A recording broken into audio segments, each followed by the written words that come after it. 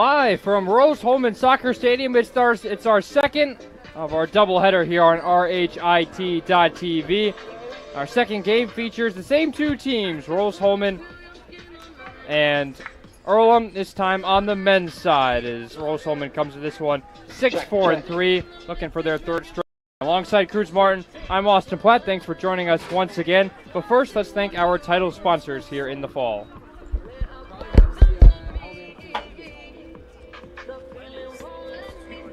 Reynolds Farm Equipment is a leading equipment dealer since 1955. Passion to Care, delivering care with more than 24 years of experience. Boilermaker Local 374 represents highly skilled, highly motivated workers in field construction and metal fabrication throughout the state of Indiana. Wheeler Mission, for over 125 years, Wheeler Mission on at IndianaSRN.org and click on Our tab. Cruz, kind of a similar looking deal as to what we saw on the women's side in terms of Rose-Hulman. Coming into this one 6-4-3, 4-0-1 in HCAC play. They have won 2 straight, haven't conceded a goal in 3 straight matches, looking to continue that today. Yeah, they're riding hot. Again, like you mentioned, they're on a hot streak right now. They're winners of 5 of their last 6, a 6-game unbeaten streak.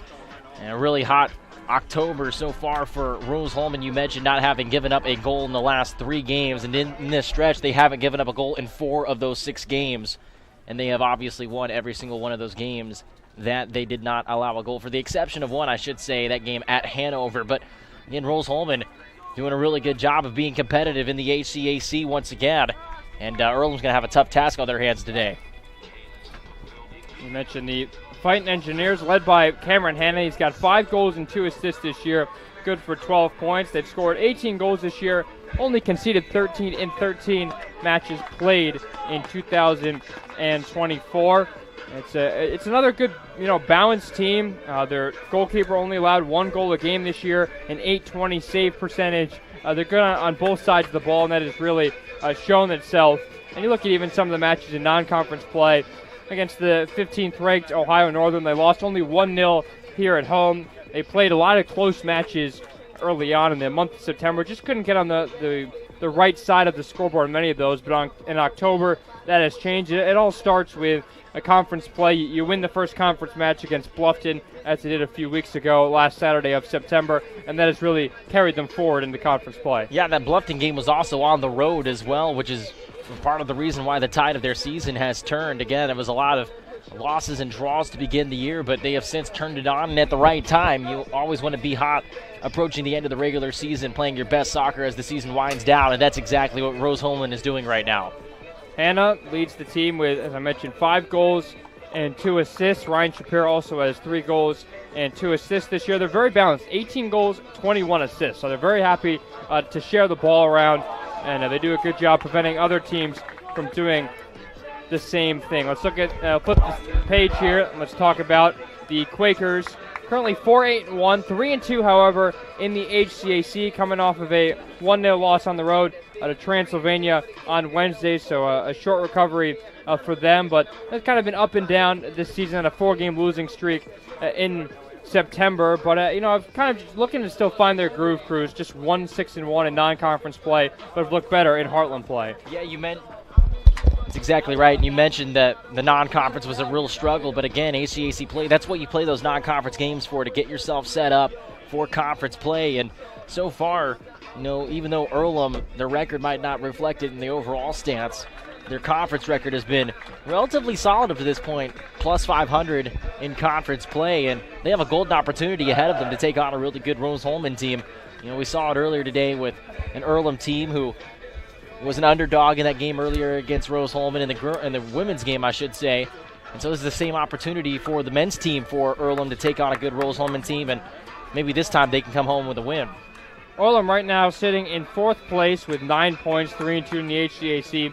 Rose-Hulman, the preseason favorite in the preseason poll, had 79 votes, 7 first-place votes. They currently are in first place, 4-0-1, the same record the women's team had coming into their match. They won it comfortably 3-0, so maybe the host seeing that and looking to replicate the same success that the women's team had in the second of this doubleheader here on this beautiful Saturday afternoon, the middle of October.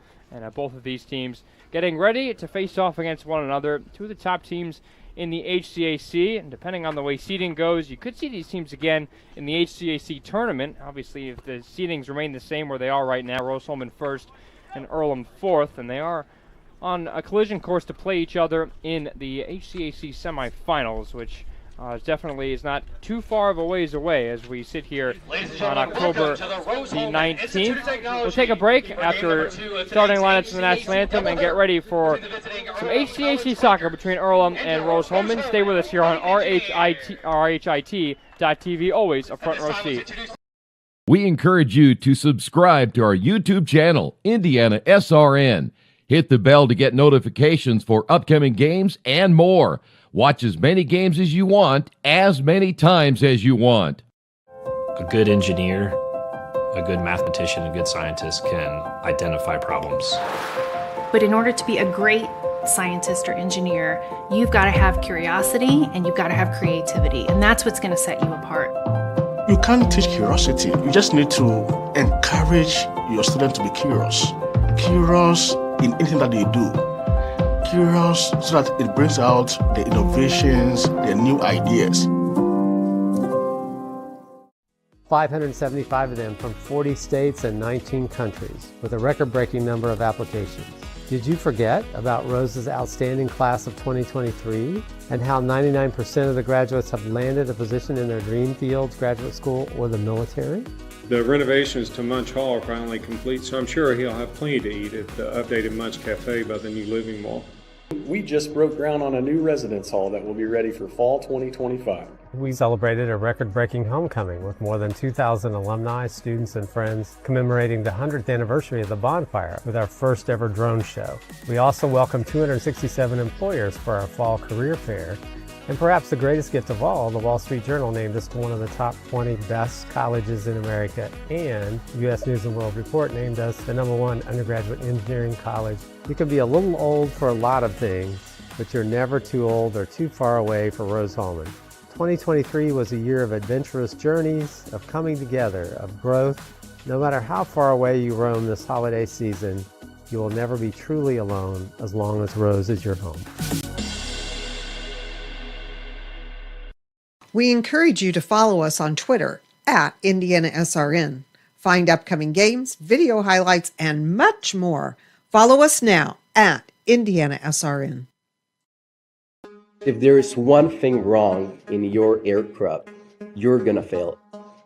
Finding the right answer and trying again, that's really what dragged me to aerospace.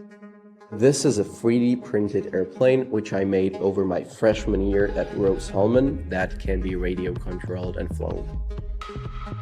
I saw other people making amazing stuff on 3D printers, and I thought if I combined that art of 3D printing with engineering, I could make something as complex as an airplane.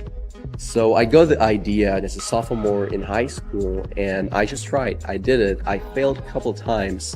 But it all changed when I came to Rose-Hulman. I got in touch with Dr. Riley, who is an aerospace and ME professor, who really asked me great questions about the concepts of my design. So pursuing such project as a freshman, it just lets me feel amazing that I have still 3 years to do something much more complex than this, and it will lead me much further.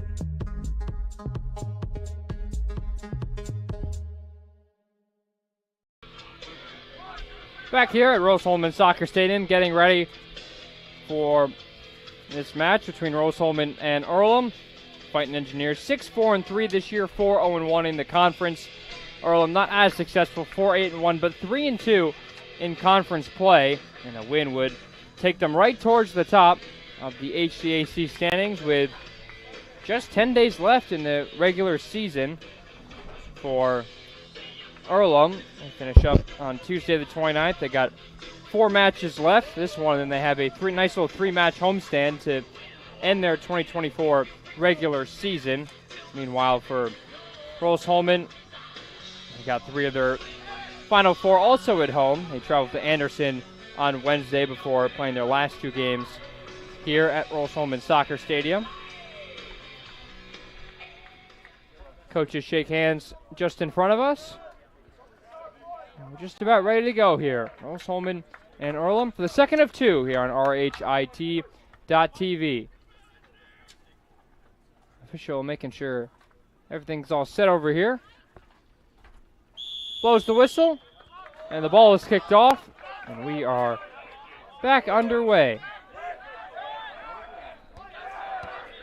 Rose-Hulman moving from right to left, Earlham from left to right.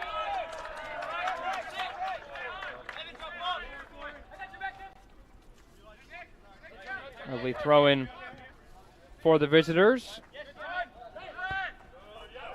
Mason Paul chips it ahead, looking for Roy Falusa. He is shrugged off the ball early by Creek. And now Julius Salinas quickly ahead. Cam Hanna, the star freshman, leads the team with 5 goals and 2 assists, picks his head up, and picks out a teammate on the far side.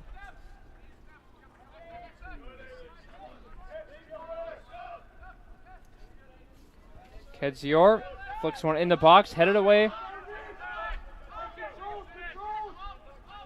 Salinas looking to his left. Back towards Hanna in the middle. Cam Hanna chips one back post. Going to be difficult for someone to get on the end of it. Well, someone does a good job keeping the ball in play. They hold on to possession through Peter Jacob. Flicks it to his right. Elijah Harderson back into the box. You got to be careful with those big bounces. And Ryland Walmsley almost found out the hard way there. The ball goes over his head, but it turned into a goal kick.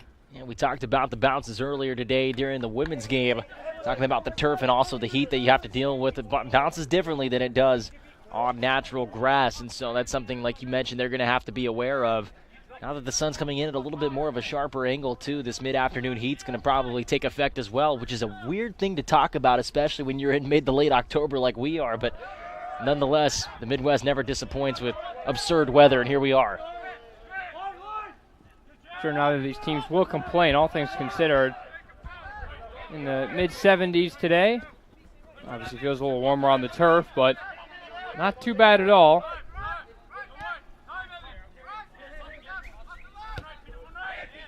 Evan Lipsky for Peter Jacob. Out on his trail was Grant Cortad, but no such luck for him. Engineers down the wing. Pass ahead for Kedzior. Fighting Engineers back on it. And quickly played it ahead. Looking for Tyler Eldridge. Now it's Cam Hanna to his left. Hanna out towards the wing. Lipsky with that left foot. Attempts a cross, but it's blocked. Lipsky taps it ahead for Salinas. Salinas thought about a shot. Wound up for one, but lays it off for Peter Jacob. Runs a little bit to his right. Now they can slow things down a little bit here. I need all those players back on that second line. All the players back on that. Everybody back on the Rose-Hulman still holding on to possession. Hanna is going to have a goal on the right foot, and it may have taken a deflection. It did. The argument is it went off a Rose-Hulman player.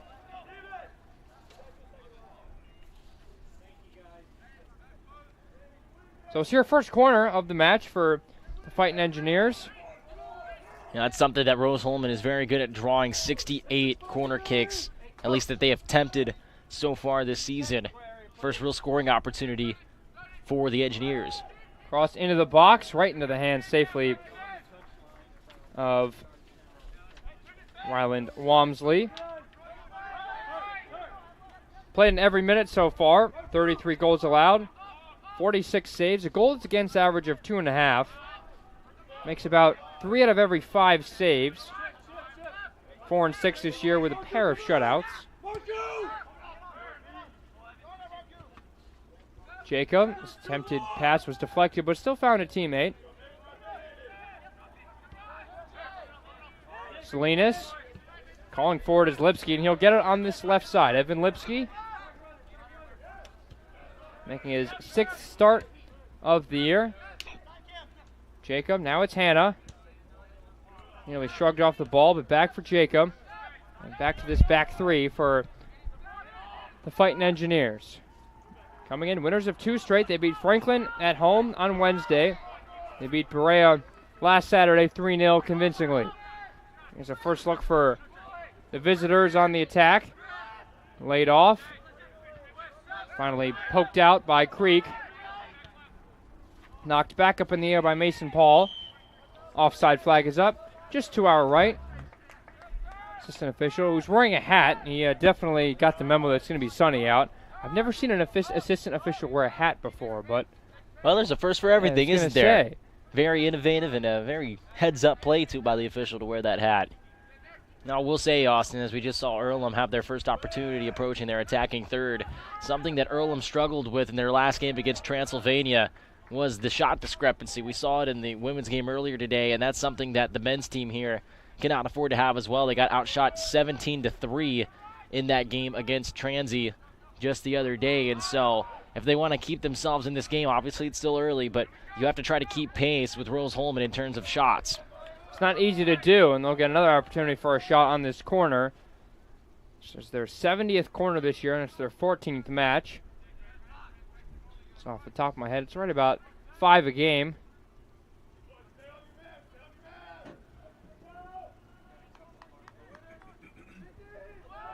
Swung in towards the middle. Nobody's there, at least at the moment. Plenty of players going for the ball. A few players slipping. Lipsky will regather and fake a pass back. And instead carry it up, but a heavy touch allows for the Quakers to hold on to possession. Players are dropping left and right here.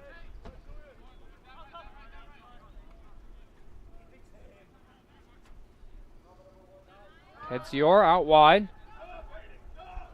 Run to the wing. Across was awaiting a few players, but instead it just goes out over the netting and bounces around the gravel. Will be another corner for Rose-Hulman, their 3rd of the match inside the first 7 minutes.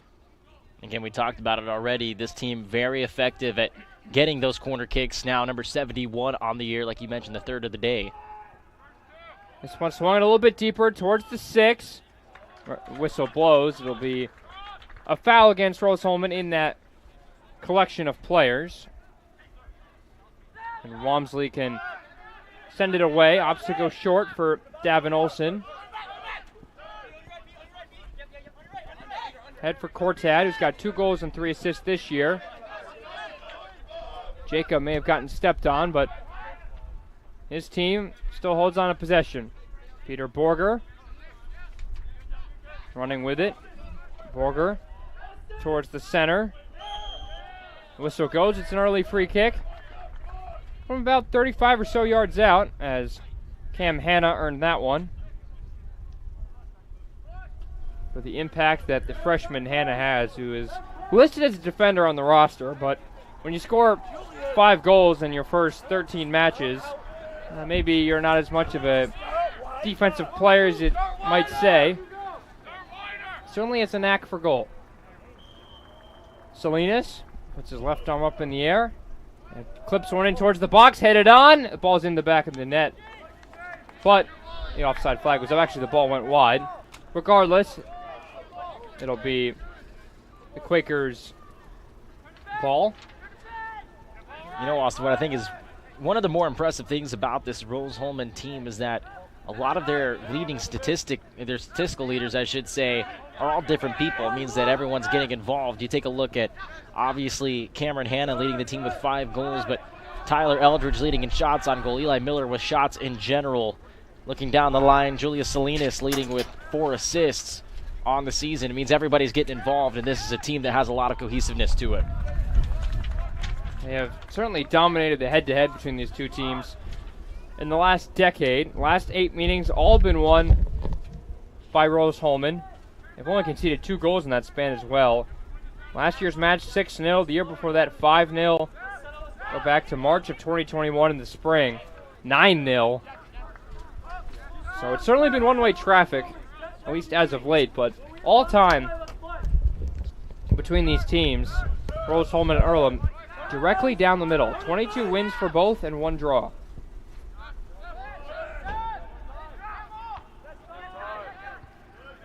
You know, what's also interesting, too, is that both of these teams are up in the upper echelons of the HCAC standings overall. Rose-Hulman sitting at first with 13, still with a 3-point lead over Transylvania and Hanover, but Earlham right behind them knocking on the door with 9 points.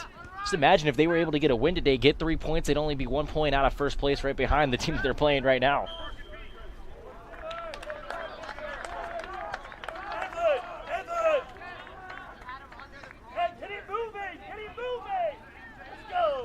You know, you mentioned those 22-1 record between these two teams the last couple of years as well. Now, obviously, the series as of late has been dominated by Rose-Hulman. They won the last 10. And during those meetings, they've outscored Earlham 40-2 during that stretch. So no doubt Rose-Hulman has dominated the last 10 years of this series. But again, every game's a new game. There's a reason why you play them. And Earlham going to have to stand strong defensively right here. But they've been putting up a good challenge at least through the first 10.5 minutes. Long throw-in towards the post. Cleared away for now. Lipsky back out to Creek. Creek, his only option was to keep it, and now the ball headed up in the air. Ball remains in. Cortad turns around. Sees Olsen. Look at this pressure here from Rose-Hulman. And they'll be rewarded with a throw-in. Lipsky will get play going once again. The freshman from Texas.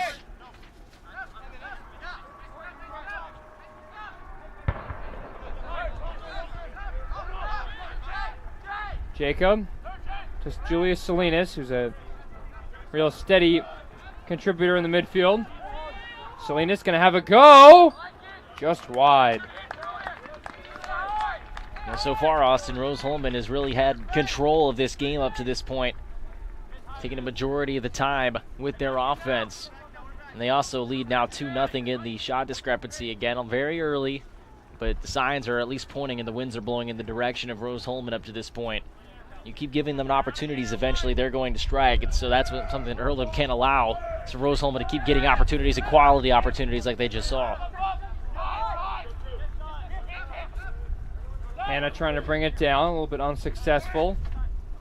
Paul pries it away from him, and now Cortad. Gave it right back to Hannah. Now to Lipsky. Pass towards the middle for Eldridge. Eldridge gets it back. Lays it off. Referee dropped his whistle, but play continues. Ball out wide. Kept in by Rose-Hulman. Well done on that far side by the Fighting Engineers. Salinas back into the box. Only player there was one of the Quakers.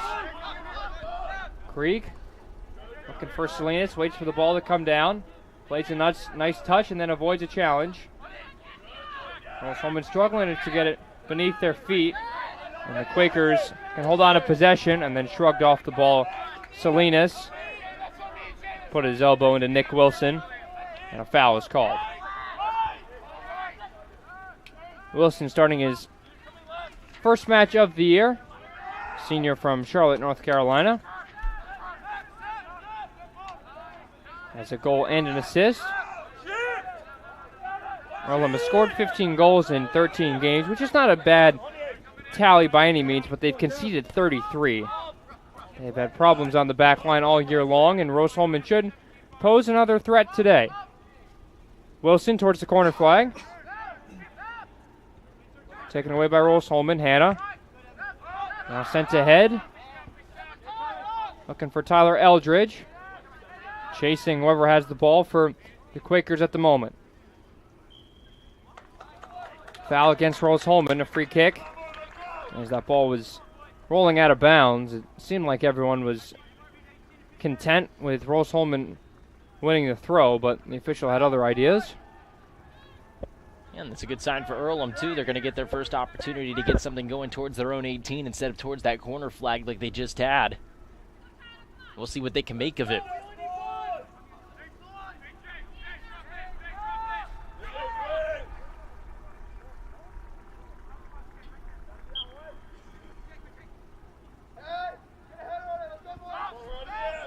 Sent in towards the middle of the box. Everyone skies up for the header. Sent back in, headed back out. Well, just going back and forth almost like a boomerang right now. Salinas can settle things down. Opts to play to his right for Lipsky. Evan Lipsky picks his head up, looks ahead, and it's a good-looking ball down the left for Eldridge. Eldridge overran the ball. Good-looking play. Nice link-up on this left wing from Lipsky and Eldridge. There's nothing to show for it. And a couple of tough breaks. First for Earlham. Looked like whoever had the ball down there a couple moments ago couldn't get a clean foot on it. The foot might have dragged against the ground. Falusa gets on this. It was a nice touch from Cortad to get it to him. Rose-Hulman have had 5 or 6 players swarming towards the box when the opposition has it in their attacking third. Quakers now back with possession. Cortad chips it up ahead. That pass, a lot on it, and the ball ends up going out of play. It'll be a Rose-Hulman throw. Quarter hour in, 2 shots for the hosts. Still nothing for Earlham, although they have had a few chances in Rose-Hulman's goal box. Lipsky's got a few touches in him. With room on the left. Receives the ball back down this left wing. Lipsky's had plenty of action already in the first quarter hour. Salinas directing traffic, trying to get it back to Lipsky, but in the way was Nick Wilson, and it'll be a throw-in for the hosts.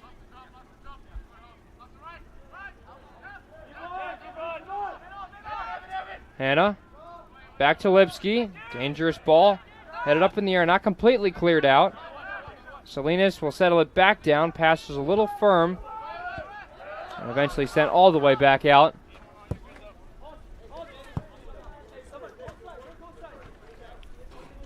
Will be a throw-in for Creek and Rose-Hulman. Good defensive stand by Earlham right there. Things got a little bit tense with that ball pinballing around, but eventually the Quakers were able to take control. They're going to force a corner right here.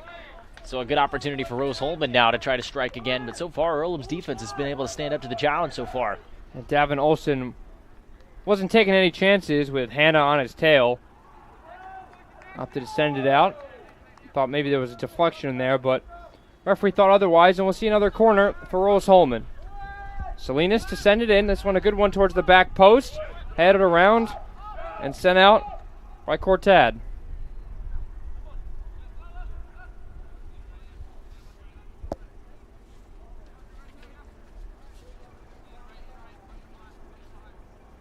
Football across the way.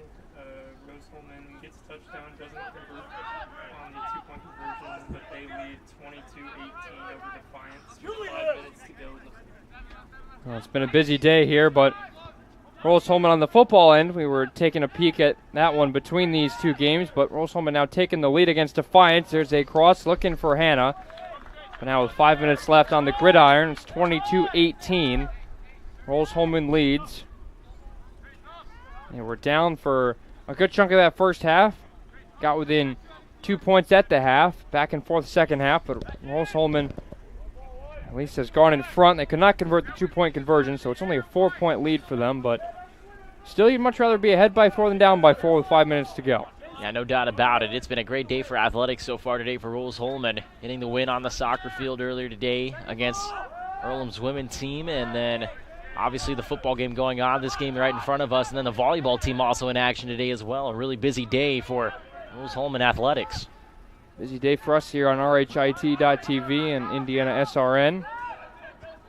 Cross towards Lipsky, handled by Walmsley. It's the first time ever that RHIT.TV and our other network, IndianaSRN, broadcasting 5 games in one day. So we can give all of ourselves a pat on the back after today, after a hard day's work.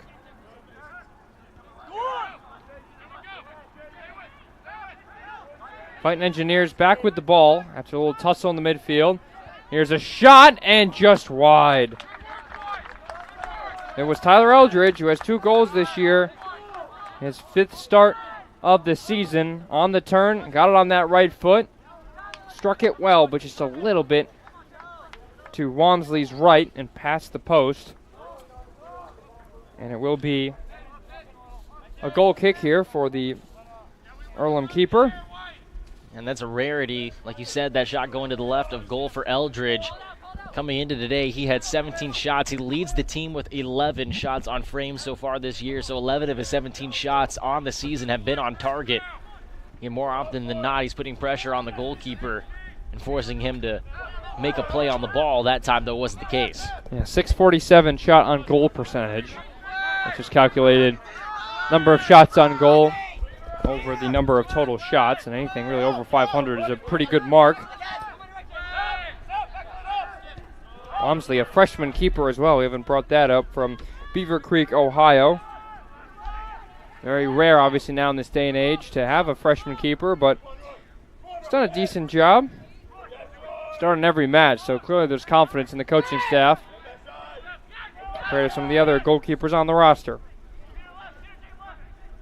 He's hoping his team could make something happen here in the attacking half, but no dice that time as it rolls out, and it'll be a Rose-Hulman goal kick for John Biederstedt.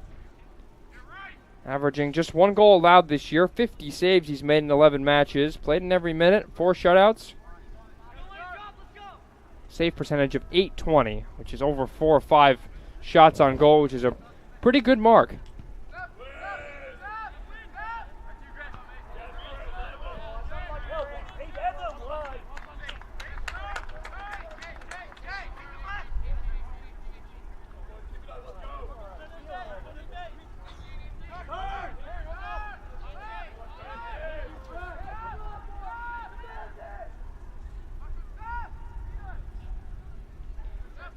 Salinas ahead to Hanna. He goes down. Referee awards a free kick. Hanna so quick on the turn. Defender has no time to react, and if you stick a leg in there, he'll be called for the foul, and that's exactly what Earlham just witnessed. Stephen Lewis will get ready to check in at the next whistle. Still got the pink penny on just in front of us. Good opportunity right here for Rose-Hulman to try to get onto the board. We'll see how the defense for the Quakers and that freshman keeper stand to the task. Salinas chips it in.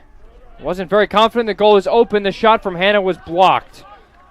Walmsley took an extra second, and the second shot from Salinas well wide of the target. Walmsley was a little hesitant as to what he was going to do. Nearly paid for it as he couldn't really get anything on that punch, but Hanna's shot was blocked. And now we'll see our first substitution. Nick Wilson hands the penny over to Lewis.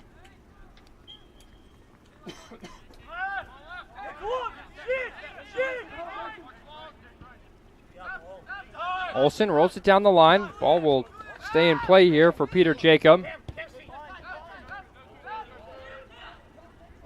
Eldridge, Hanna looking for it. He'll go and chase, and eventually it goes off of Evan Lipsky and will be a goal kick. You really have to like this pressure from Rose-Hulman, but on the same side, by the same token, Earlham felt like their defense is doing a good job, and now their coaches are being told to stay within the touchline. Yeah, Rose-Hulman has really put the pressure on this Earlham team so far through the first nearly 25 minutes of this game, but every time that Rose-Hulman has tried to put a run together, Earlham's been up to the task, and there's been a couple of times where there have been a couple of questionable bounces that Earlham's had to try to fight for, but nonetheless, staying solid against this, at least so far, extremely aggressive Rose-Hulman offense.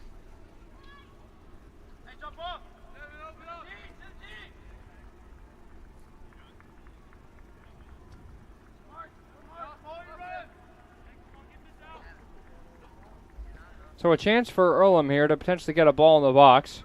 They can get it up that far. Towards the top of the box, flicked on. It was nearly an opportunity for Oren Gentner. Ganaris gonna have to track back because Craig takes it up very confidently, chips it ahead down the left side looking for Hanna, but no such luck for Cam Hanna. Gives a thumbs up. It's a nice little run there from Creek, coming in from his fullback position and making a confident run, but the ball wasn't where it needed to be. And one thing we've seen so far, at least from Rose-Hulman, is that Cameron Hanna has been the focal point of where their offense has been trying to get initiated from. It seems as though every time that Rose-Hulman is trying to make an attack up the field, he's involved somehow, and how could he not be? 6'1", he's very lanky and long. That's really hard to go up against, especially with his speed.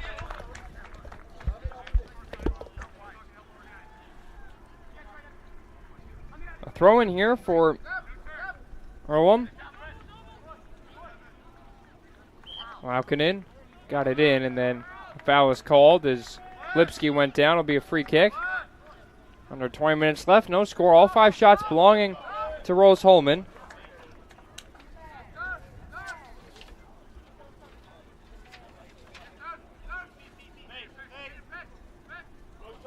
Fighting Engineers on a 6-match unbeaten streak, just like the women's team was. Fighting Engineers women's soccer team won 3-0 against Earlham. First match here at the soccer stadium.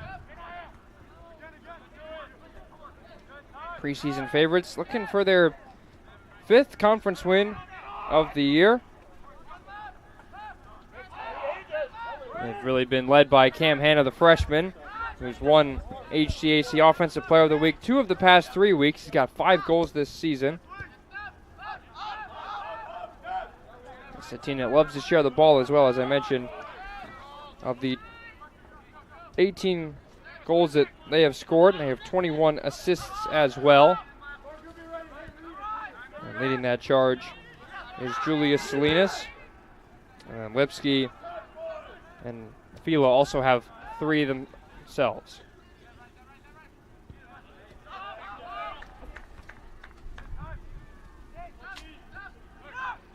Salinas back towards the center of the attacking third. Attacking half, rather.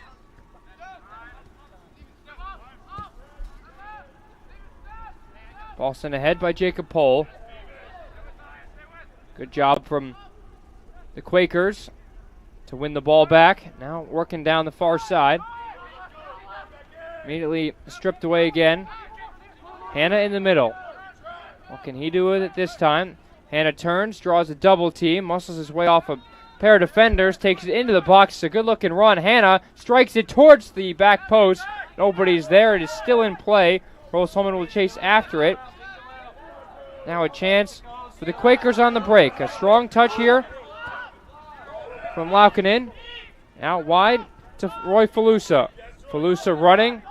Doesn't have the angle against Jacob Pohl, and that goes out.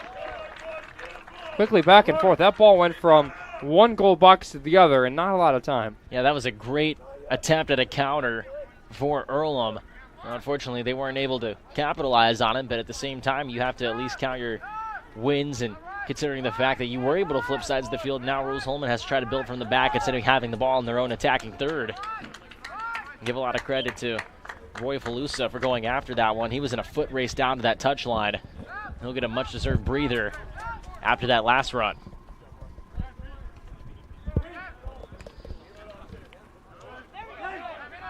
Hanna calling for the ball, gets it from Lipsky, trying to play it back to Lipsky. Hanna had the ball deflected. It appears right at his feet once again. Salinas immediately draws the double. But the Fighting Engineers hold on to it. Not for long, though. Quakers take it away and trying to go the other way. Cortad. And we'll see our first yellow card of the match to Cortad. It looks like it was for an earlier foul as the official was pointing back, maybe trying to play the advantage, but eventually Cortad goes in the book. That is his 8th yellow card this year in now 14 matches. Got a new fresh set of bodies set to come in, 2 for Rose-Hulman, 5 substitutions awaiting at the next whistle. Persistent infringement, guys. The yellow card given for a persistent infringement, as the assistant official tells us. Trying to break up the play afterwards. I like how they added persistent as well. Very descriptive. I love it. Makes our job easier. It's so much easier. Cortad plays it towards the middle. Hall tried to turn, rather that was Braden Quinn that tried to turn. Got a whole line change basically here for Rose-Hulman at the next whistle. 5 guys getting ready. All sub in. Walmsley sends it away. It's not the greatest clearance. Salinas dribbling, immediately met and brushed off the ball by Jacob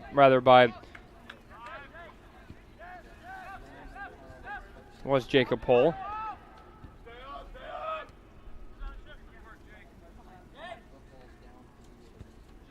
Still so far, Austin, Rose-Hulman continues to control possession. And while there isn't a big discrepancy, there still is a shot discrepancy through the first half an hour of this game. Earlham yet to get a shot. And Rose-Hulman with 5 already up to this point. Creek ahead to Hannah. Creek steps up, wins the ball back, and back to Hannah. Got a little bit of space here. Plays it up towards the middle for Eldridge. Eldridge back to Kedzior, now out wide. Cross into the box, back post. Eldridge was lurking. Lipsky can't keep it in. We'll see a goal kick, and now basically it's like a hockey change here. All 5 guys coming out. Salinas will check out. Hannah will as well. Kedzior will get a breather. Eldridge joins them. Certainly, I think with the weather and Lipsky the final of the 5. Weather certainly has something to do with it, you'd imagine. Especially the unseasonal heat, you'd have to say too, especially when you're practicing throughout the week with the weather that was persistent this week. I mean, temperatures got down into the 30s for lows, and highs were barely reaching into the 60s earlier this week, and all of a sudden you have to add 15 degrees to that. I mean, especially with the turf temperature being probably 20 degrees higher. You know, that's going to be a little bit of an adjustment, especially in such a short turn. 13:55 left in the first half. This throw-in will resume the clock. No score between 2 of the top 4 teams in the HCAC. All right, RHIT coming in with 13 points. Earlham coming in 4 points behind them at 3-2 in conference play. Goal kick here for the Quakers. You know, I think it's worth noting, Austin, that just a couple 100 feet away from us right now, Defiance is retaking the lead 25-22 over Rose-Hulman with just under a minute to go now. And so we'll see how that game plays out. It's been a seesaw battle. I checked it out for a few minutes as Rose-Hulman was driving down by 6 points. Now they find themselves down by 3 once again. Creek sends it out of play. Ball rolls out of play. Ryan Shapiro, fresh off the bench. 3 goals and 2 assists this year. Second on the team with 8 points. Fifth time this year that Shapiro has appeared off the bench for Rose-Hulman.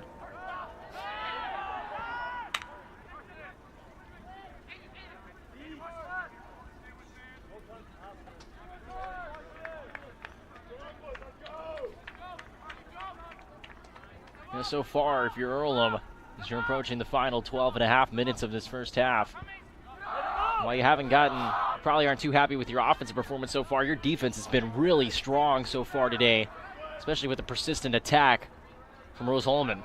That attack will continue. Player nearly went down as he had to just kick the ball out of play. Oh, it's not a goal kick. Walmsley certainly thought it was. Picked up the ball and then just rolls it towards the corner flag. I guess the ball was poked out by a Quaker, and it will be a Fighting Engineer corner kick. It's their 4th or 5th of the match already. Yeah, a little more than half an hour in. That's one of the best things that this team does is get corner kicks. Got to stay strong if you're the Quaker defense. Sent in towards the box, a high header, won initially by Pohl, but now cleared away.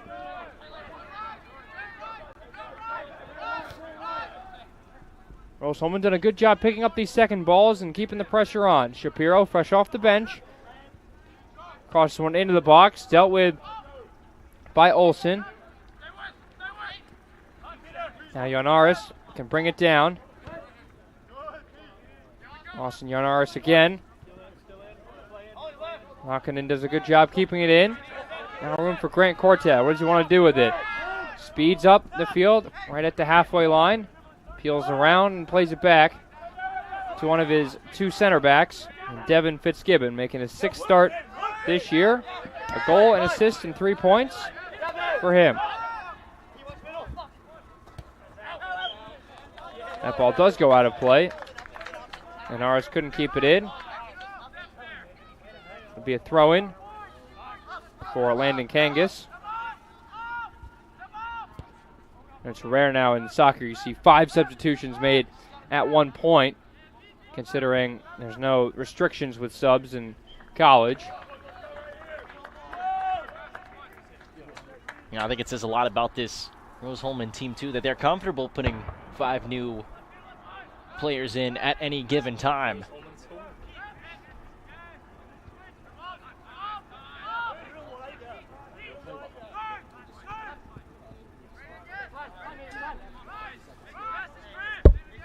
Creek can settle things down. Under 10 minutes to go in the first half. Jacob. Out wide to Kangas. Kangas with that left foot. Strong pass nearly through the wickets of Eli Miller. Player has gone down for, temporarily at least, for the Quakers. It's Cortad who's down, away from the play at the moment. Play continues. Chance at the top of the box. A shot and a goal. Ryan Shapiro, his 4th of the year, off the bench and onto the score sheet. And Rose-Hulman has the breakthrough with 9.5 left in the first half. And it's been a great defensive showing so far for this Earlham team, but eventually the persistence so far for Rose-Hulman eventually comes through. Already their 6th shot of the first half, and there's another look at the touch right there from Shapiro. Controls it right at the top. Beautiful strike to that bottom left 90.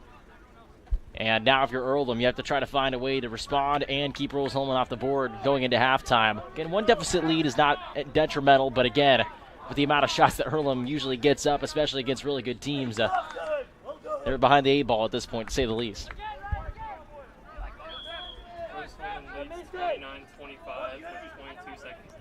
So Rose-Hulman on the gridiron, now that they're ahead on the soccer pitch. We're trailing by 3, and now with 22 seconds left, have scored a touchdown, converted the extra point, and now we're up 29-25 over Defiance. Under 30 seconds left. And that game-winning drive, or at least the game go-ahead drive, the go-ahead drive, I should say. Kickoff was returned out towards the 40-yard line, so they had great field position. They were able to work their way out of bounds on multiple throws and ran it into the end zone. We could hear the cannons all the way over from our broadcast location, so we knew something happened. We figured something happened. We figured something happened, and it favored Rose-Hulman. Don't think they're shooting cannons off for Defiance over there. Unless someone got a wrong memo or someone didn't. Some Minnesota Golden Gophers fireworks mistakes. Someone hit the wrong button. So there's 22 seconds left for Rose-Hulman to finish off that win. 8.5 minutes left in the first half for Rose-Hulman to protect this 1-goal lead, potentially add to it. Walmsley will send it away.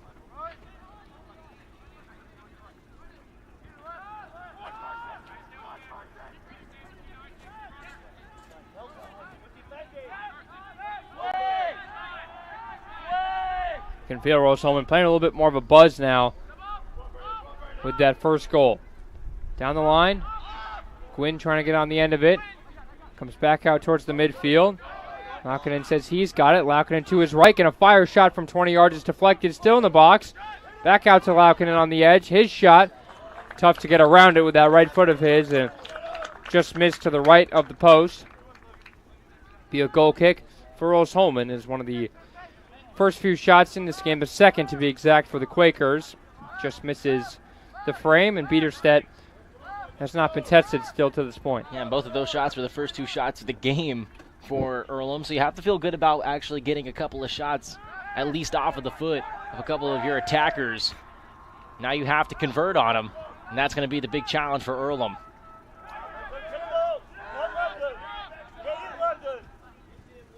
Potentially another chance in the box. Ball is headed up in the air. Still not cleared. Shapiro nearly got on the end of one. Now teams just passing the ball back and forth to one another. Ball sent ahead down the line. That was over the head of Miller. Paul and Miller not on the same page.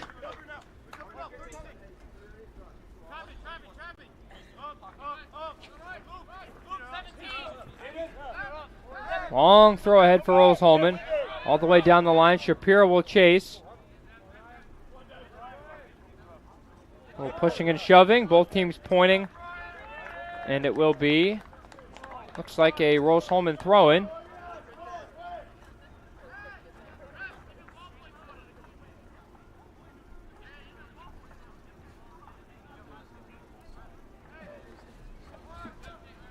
So a chance here for Rose-Hulman to double their advantage. Looks like it went behind for a corner by the look of things. It'll be Oliver, Oliver to throw it in, send it in. Gets cleared out for now. Still near the box. Fila chasing. Ball deflects off of him. Finally cleared out right behind the Quaker bench. And right behind us for that matter. Bounces right along the gravel where our makeshift booth is located, in between both the benches, right along the halfway line. And one thing I've noticed is that the Ladybugs have settled down a little bit in the second game. I'm glad. Second half, maybe they'll come back out for revenge, but we'll have to see.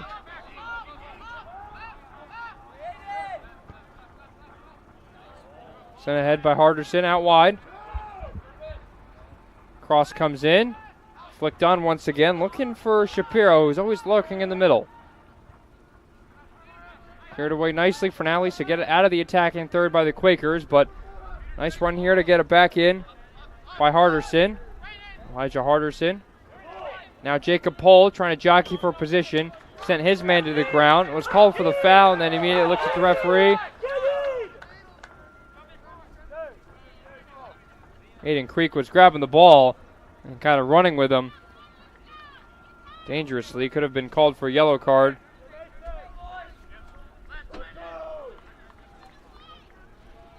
Rose-Hulman on the gridiron has come away with a 29-25 victory. They got a stop.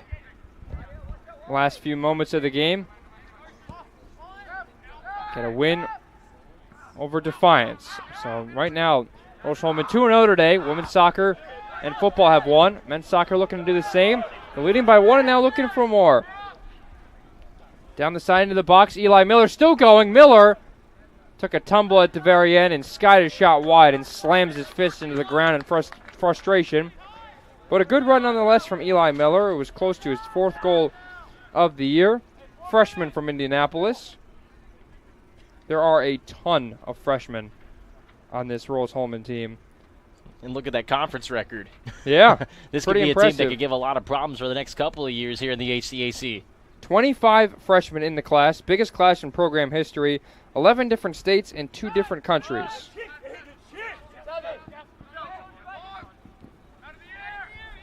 And all working together for one goal, and Rose-Hulman, I should say 2 goals. You got the regular season conference championship and then, of course, the tournament championship. They are inside of one of those goals. Creek running down the line was dispossessed, but the ball finds its way back to Kangas. Kangas in the middle for Oliver Fila. Both those guys came off the bench.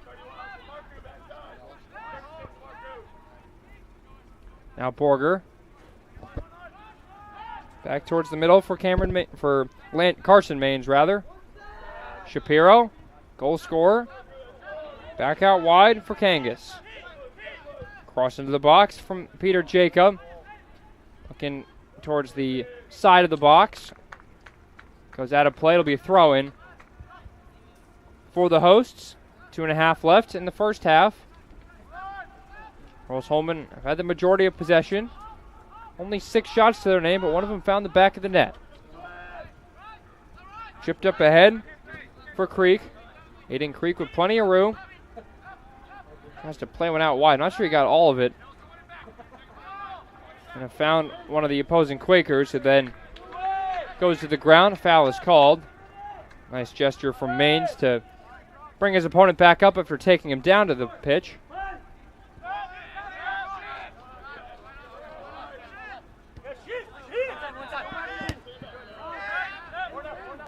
Hall back to Schwartz. You know, Austin, this could be a really good opportunity for Earlham to try to cut into this deficit. They've got just over 90 seconds to do so, but a strike right here going into halftime would be massive for this team's confidence going forward. It doesn't help that that ball was sent to a different zip code. Might have sent that one all the way back to Indianapolis where our studios are at. Jacob Pohl was making no mistake there. Luckily, there is another ball to be played back in, but with 75 seconds, it doesn't appear Earlham's in too much of a rush here. Maybe looking to get one solid chance in the box. Looking for their first shot on goal against Biederstedt. Long run up, leads to a long throw in the box. Initial header. 1 minute remaining. Won by Rose-Hulman. Maines just sticks his right foot into it, but a little bit of a shank. Looks like my 5-iron out there on the golf course just goes straight to the right. I'm right there with you. The golf game is not strong, unfortunately. Another one sent back in. Immediately sent behind for a corner with 32 seconds and ticking left. This could be a big opportunity for the Quakers, especially striking with almost no time left on the clock. Golden opportunity. Easier to get the ball closer to the goal, considering it's a corner and not a throw-in. In-swinger sent in towards the back post. Headed up and out of play by Creek. It'll be corner on the other side with 12 seconds left. Time is ticking. 10, 9, 8, Final 7, 8 seconds. 6, 5, sent in. 4, a little chaotic at the very end.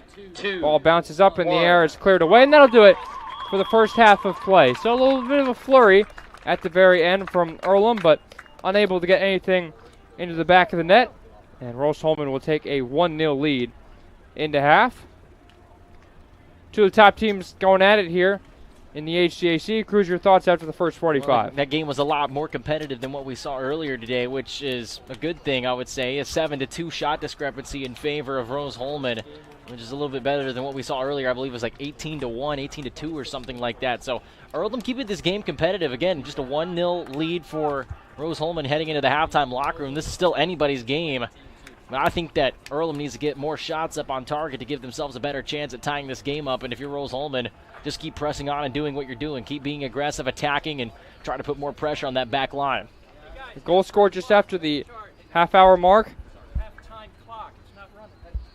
Well, the halftime clock is not running, and now it does. So the teams will get an extra few seconds to talk things over. But the goal in the first half coming from Ryan Shapiro, his 4th of the year, just after the half-hour mark. Rose-Hulman leads 1-0 and 7 shots to 2 shots. So we'll take a break, step aside here on RHIT.TV. Be back for the second half in about 14 minutes or so. Be back. A good engineer, a good mathematician, a good scientist can identify problems. But in order to be a great scientist or engineer, you've got to have curiosity and you've got to have creativity. And that's what's going to set you apart. You can't teach curiosity. You just need to encourage your students to be curious. Curious in anything that they do. Curious so that it brings out the innovations, the new ideas. Rose Rocketry was founded to put Rose-Hulman on the map for places to go if you're interested in aerospace. Rocketry is a club and a team for anyone interested in any aspect of hobby rocketry, aerospace as a career, or space in general. Rose Rocketry has several different pillars that we try to pursue for all of our members, one of them being the NASA USLI competition. The NASA University Student Launch Initiative is for college students and universities to get experience with high-power rocketry, get experience in creating proposals for NASA. They put us through the same rigorous process as they would all of their contractors. We write proposals, critical design reviews, we write flight readiness reviews, and then we can go and present all of our learnings to the NASA board and they can ask us questions.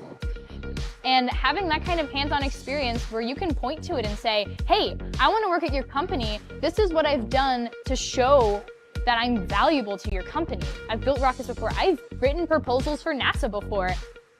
Another part of Rose Rocketry is the research aspect. Because Rose Rocketry's goal is to help students pursue aerospace as a career, we want to try to encourage people in whatever field, in whatever subset of rocketry they are interested in. For example, we have a bunch of students working on what's called Rose Propulsion Laboratory, and we are able to provide them funding, even mentorship. Another aspect would be electric ion propulsion. We have a couple students who are really interested in in-space propulsion specifically. And then there's also SmallSat. Rose SmallSat has the goal of launching a nanosatellite, which is around this big, into orbit within the next 3 to 5 years. And this is a really ambitious project, and it wouldn't be possible without the support of Rose Rocketry. My favorite thing about Rose Rocketry is how open we are.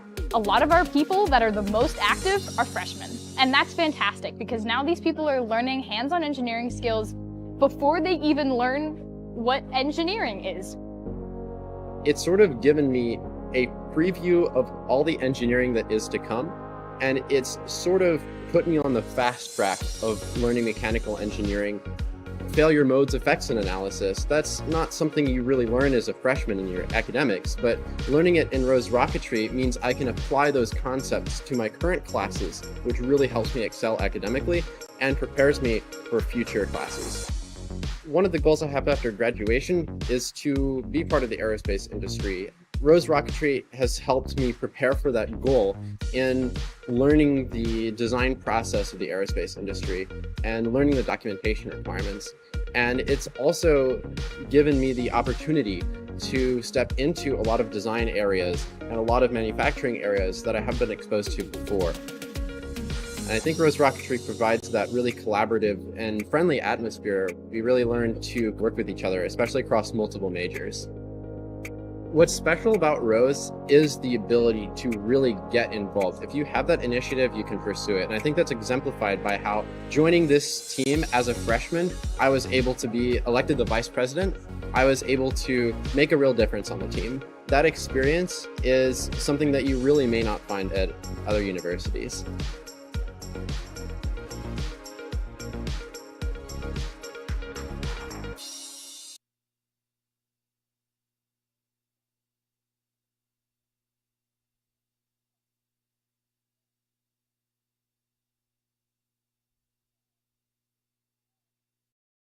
If there is one thing wrong in your aircraft, you're gonna fail. Finding the right answer and trying again, that's really what dragged me to aerospace. This is a 3D printed airplane which I made over my freshman year at Rose-Hulman that can be radio controlled and flown. I saw other people making amazing stuff on 3D printers, and I thought if I combine that art of 3D printing with engineering, I could make something as complex as an airplane. So I got the idea as a sophomore in high school, and I just tried. I did it. I failed a couple times, but it all changed when I came to Rose-Hulman. I got in touch with Dr. Riley, who is an aerospace and ME professor, who really asked me great questions about the concepts of my design. So pursuing such project as a freshman, it just lets me feel amazing that I have still 3 years to do something much more complex than this, and it will lead me much further.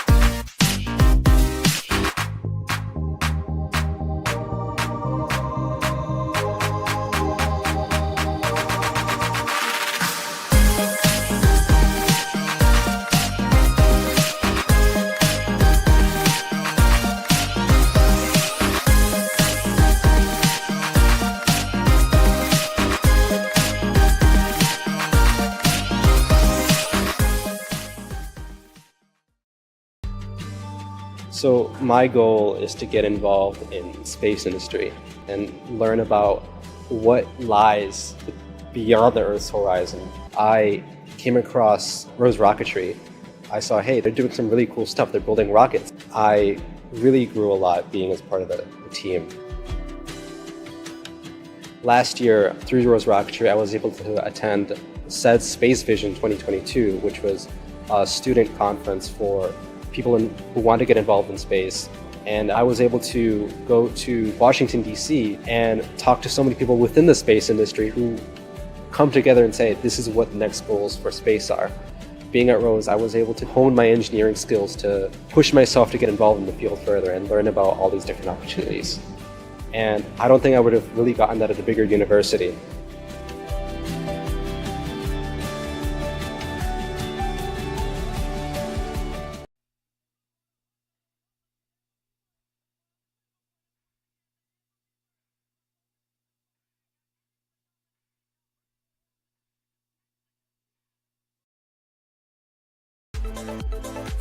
Anxious over algebra?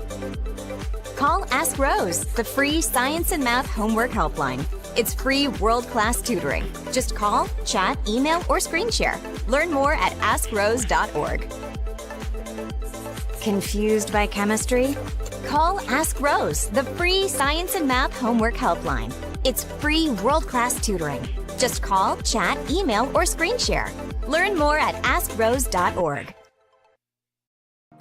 So I started working on Babcock Ranch 16 years ago. We designed a sustainable community that is also storm resilient, and also it has a ton of flood control associated with it. It has 75 megawatt solar facilities on site, which will cover the entire 18,000 acre community. In September of 2022, we had Hurricane Ian. We had 150 miles an hour sustained winds for about 10 hours and 21 inches of rain. Babcock really had little to no damage at all. We were the only place in a 2-county area that had any electric or any available drinking water that did not need to be boiled. And Rose really prepares you to go out, think outside the box, and problem solve. And I think for any major at Rose-Hulman, that's what you're getting. You have the ability to go out and create something new and innovate and change the way that we live as humans today.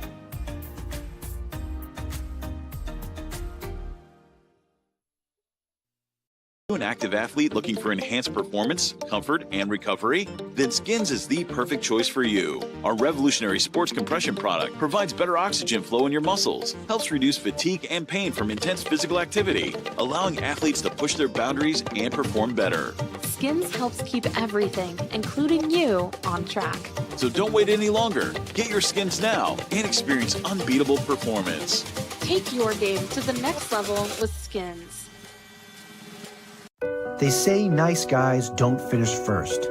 So maybe it's time to reconsider what it means to be first.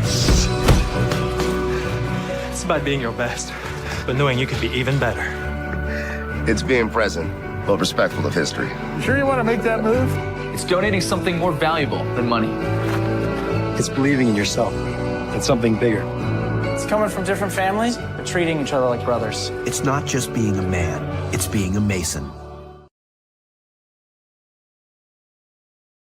We're doing things so quickly. A lot of times we know that we need help.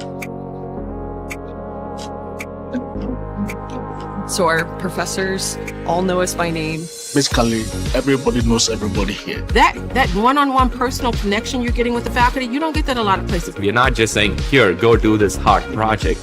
We are right there with them. We work with them. The faculty are there for you.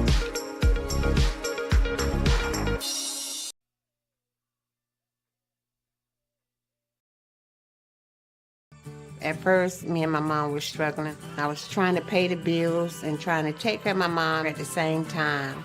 When I first heard that I can get paid for taking care of my mom, I was kind of skeptical because I had been doing it for so many years without pay.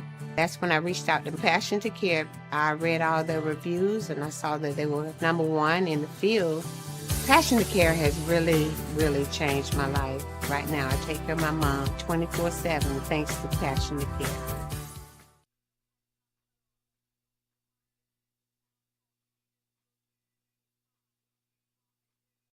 We encourage you to subscribe to our YouTube channel, IndianaSRN. Hit the bell to get notifications for upcoming games and more.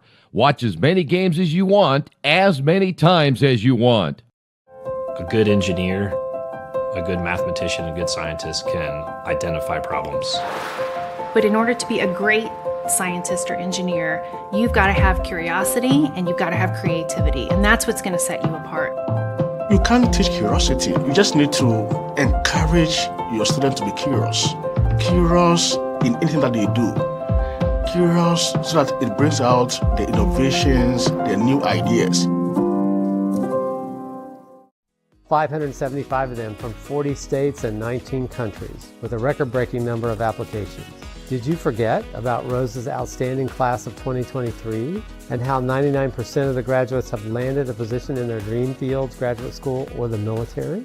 The renovations to Munch Hall are finally complete, so I'm sure he'll have plenty to eat at the updated Munch Cafe by the new Living Mall. We just broke ground on a new residence hall that will be ready for fall 2025. We celebrated a record-breaking homecoming with more than 2,000 alumni, students, and friends commemorating the 100th anniversary of the bonfire with our first ever drone show. We also welcomed 267 employers for our fall career fair. And perhaps the greatest gift of all, the Wall Street Journal named us one of the top 20 best colleges in America, and U.S. News & World Report named us the #1 undergraduate engineering college. You can be a little old for a lot of things, but you're never too old or too far away for Rose-Hulman.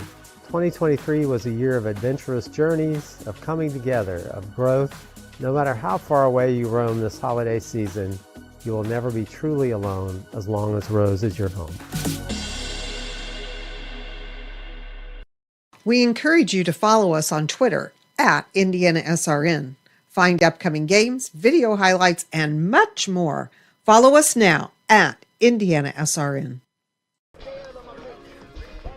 45 minutes gone, 45 minutes to go here at Rose-Hulman. Fighting Engineers leading the visiting Earlham Quakers by 1-0. Ryan Shapiro found the back of the net just after the half-hour mark to give the hosts a lead. Shots currently 7-2 in favor of Rose-Hulman. Both teams huddling up, getting stretched back out for the second half of play.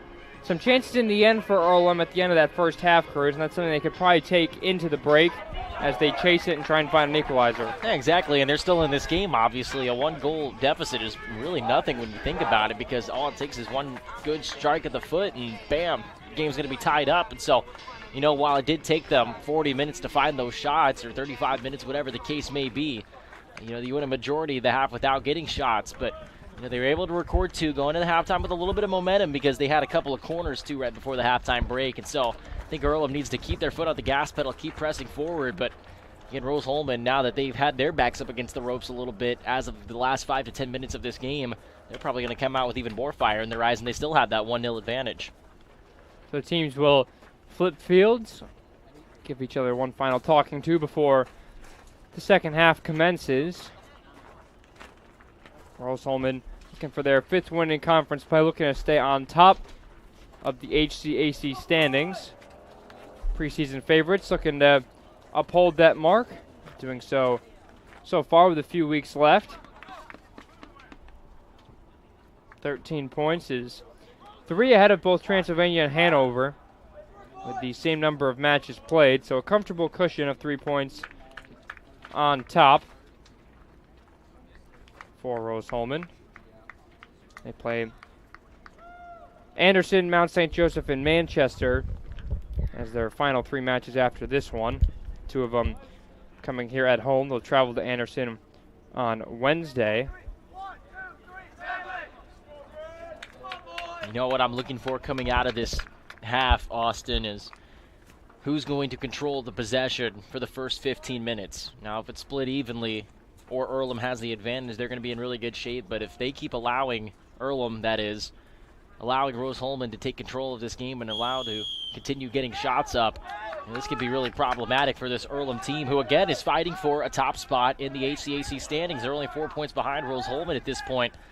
They're able to at least come out of here with at least 1 point in the conference standings. You'd have to consider that a win because it keeps them in contention. Yeah, obviously in the quarterfinals, the top 4 seeds hosts, and obviously it goes a long way to start your tournament run at home. rather than having to go on the road where you presumably for the rest of the tournament as well. So now Earlham moving from right to left. Back to center for Olsen. Stripped away by Carson Maines. Harderson plays it to Phillips. Now Phillips back in the center for Jacob Pohl, who's such a sturdy option there. Ahead for Shapiro. Scored the only goal with the left foot of his. That ball queued up near the box. Shapiro got his foot on it, but the foul was called before that.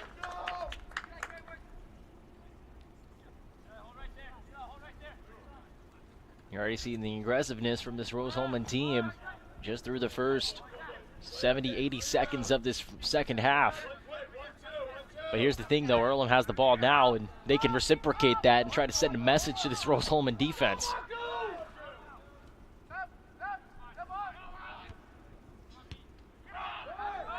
Knocked up into the air. Miller trying to win it. The ball went behind him.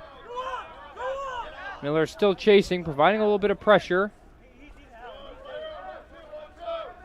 But Schwartz can slow things down for Earlham. I think that's a smart move, too, at least so far today. It seems as though Earlham has had the most success whenever they are able to slow the game down to their pace. As Rose-Hulman likes to run, they like to go quickly. Meanwhile, it takes Earlham a little bit longer to get into their sets, but again, when they do so, though, they've had a couple of opportunities where they move the ball up the field pretty cohesively. Here, though, they're just kind of shuffling their way up. Finally, Fitzgibbon sends it ahead. Lewis tries to keep his foot on it. Rose-Hulman has a throw. They're pinned, however, deeper in their own half, which never is easy. Headed towards the middle. Paul leaves it for Gentner, goes out wide. Inars trying to get back on it. A few players slip in the middle of that. Rose-Hulman escapes with the ball, and an off-balance clearance is effective for the hosts.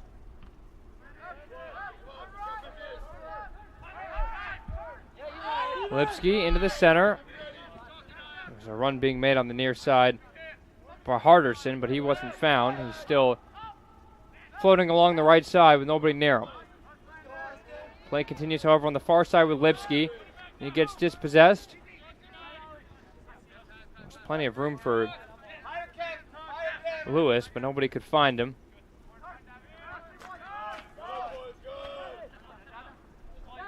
Olsen.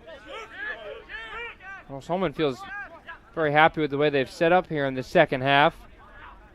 Coaching staff feels like they're in a pretty good shape here. It'll be difficult to break down. Switch of play over to the near side. Misses everybody. To take a deflection off someone's head, the answer is no. It's a Rose-Hulman throw for Phillips.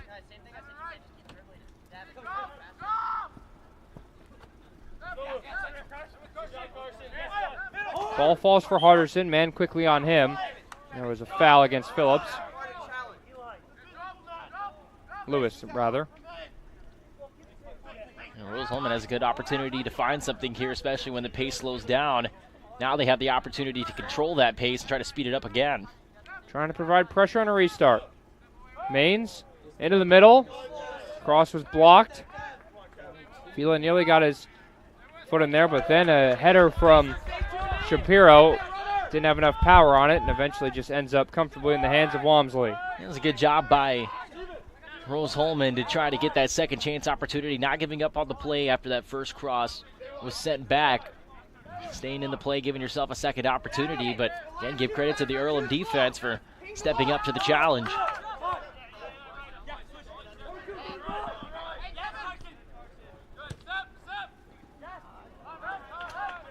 Ball misses the feet of Falusa. Shapiro the other way. Plays it back for Kangas. That ball goes out of play. It's a throw in for Earlham.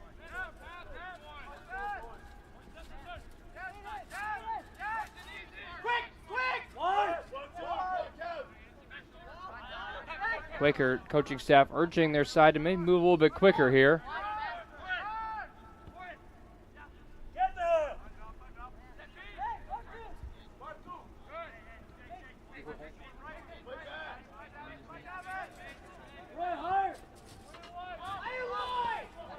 Chipped up over the top.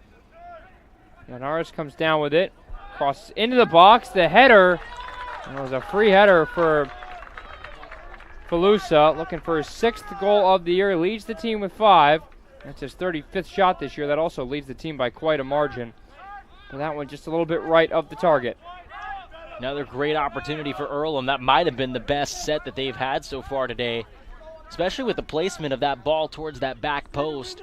The header, of course, just goes awry, but again, those headers, especially on a ball like that, really hard to control. But again, putting pressure, you record another shot, and you have the opportunity to get the ball back too, and that's exactly what they do, at least for the initial moment.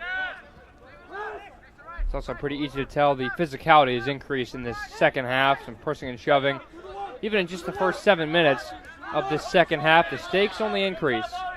Yeah, and I had the same conversation last night with one of our colleagues, Ben Howler, during the Indiana-Michigan State game that we were covering on Big Ten.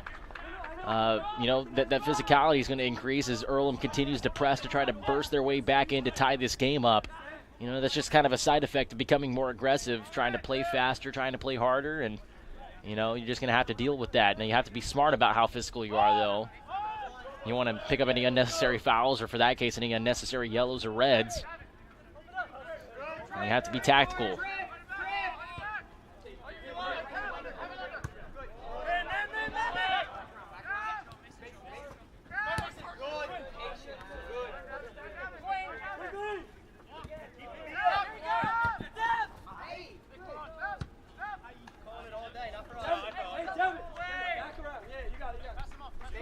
Throw in here for the Quakers with Jin.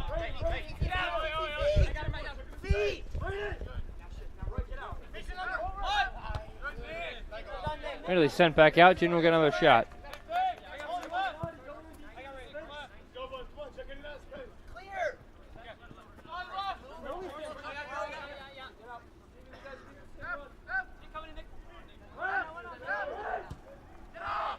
Clinton Engineers can only clear it to the halfway line, and now Earlham will look to switch the course of play to the right.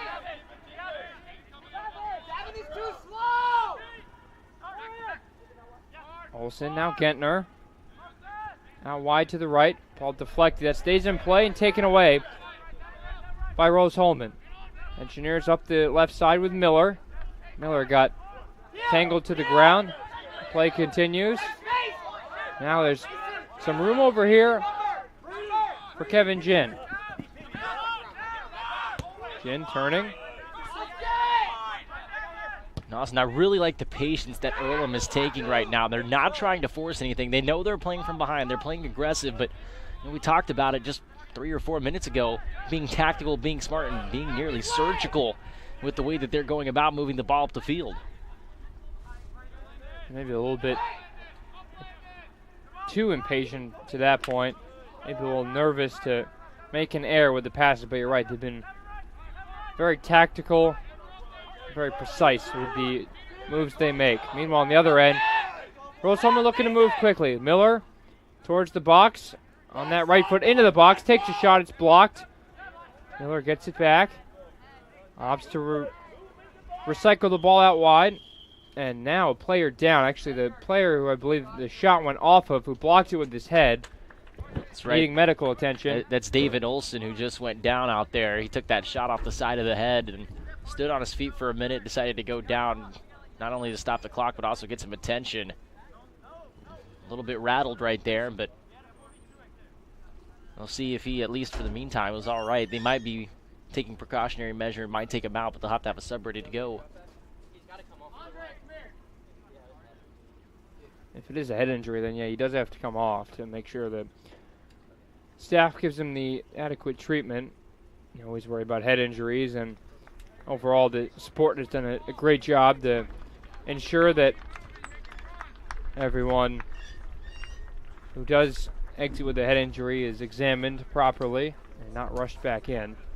Exactly, because that could have long-term effects, not just on your soccer career, but also just in life in general. You never want to take any kind of head injury too lightly at the risk of compounding the problem later on.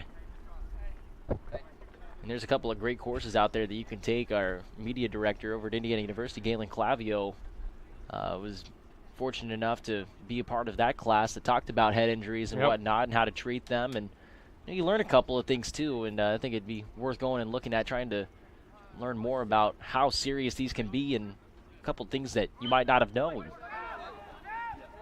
Early signs that you can recognize a head injury, and the official did a good job seeing what happened.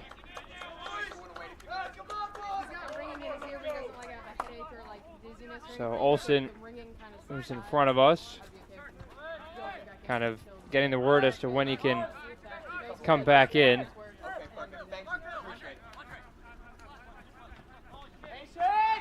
Andre Morial currently taking his place.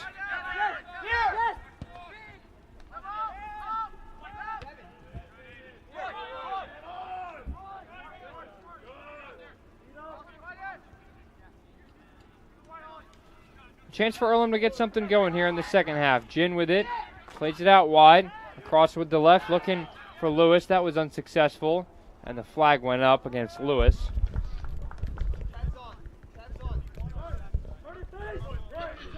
Goal kick here for Biederstedt and Rose-Hulman. And we mentioned the shot discrepancy a lot in the last game that we were at, and even here in the second game of the day in this double dip between Earlham and Rose-Hulman with the men's team this time around. And the shot discrepancy was also big for Earlham in that last game against Transylvania, but so far they've only held Rose-Hulman to one shot through the first 10 minutes of the second half, and it just came over the course of the last minute or so. And you got to give credit to Earlham's defense, and they're also their offense getting a shot earlier as well. It took them an entire half to record that first one. Jin knocks it out of play. It's a throw-in for Rose-Hulman, right in front of the Earlham bench. Flicked on and out of play by Elijah Harderson. The goal earlier by Rose-Hulman, scored by Shapiro, his fourth of the year. The team's 19th.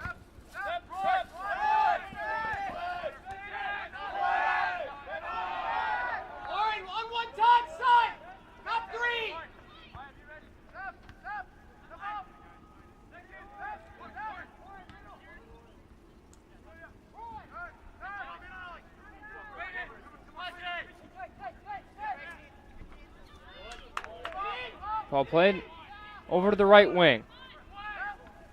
Yanaris found an option in the middle with Lewis, but his header into the hands comfortably of Biederstedt. But feels like Stephen Lewis is someone the Quakers are really looking out for. Hasn't scored a goal this year. 3 shots coming into this match. There's a couple tonight, making this afternoon, I should say. His 12th appearance this season in now 14 matches. How impressive would that have been if he had been able to net that one? He didn't catch it cleanly. There was a lot of traffic that he was trying to work towards, but just the confidence to go out and try to put that quasi-bicycle scissor kick towards the goal. That would have been really impressive. Nonetheless, another shot for Earlham. They already matched their shot total from the first half here in the first 15 minutes.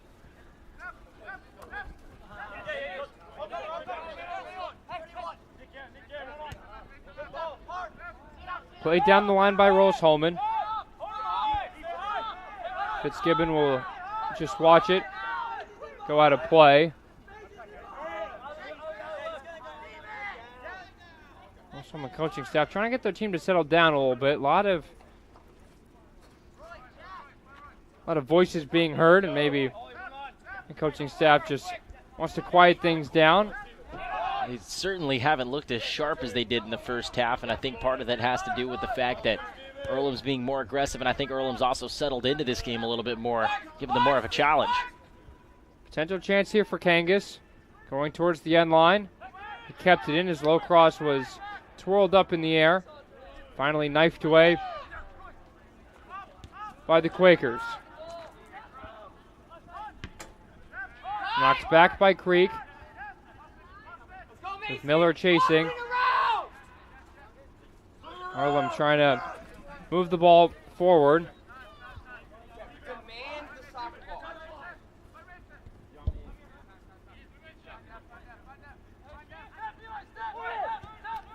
Is that Olsen's getting ready, seems like, to check back in. He currently has the penny off and is high-fiving teammates as if he's going to go back into the match. Seems like Earlham staff wants the team to move a little bit more urgency and stop taking 3 or 4 touches if they don't have to. It's a poor pass on the back line, a chance for Shapiro to break, but he ran out of real estate. It was immediately met. Play continues. It was claimed for a handball. And now the question is who's going to win the throw. And it's going to be Rose-Hulman.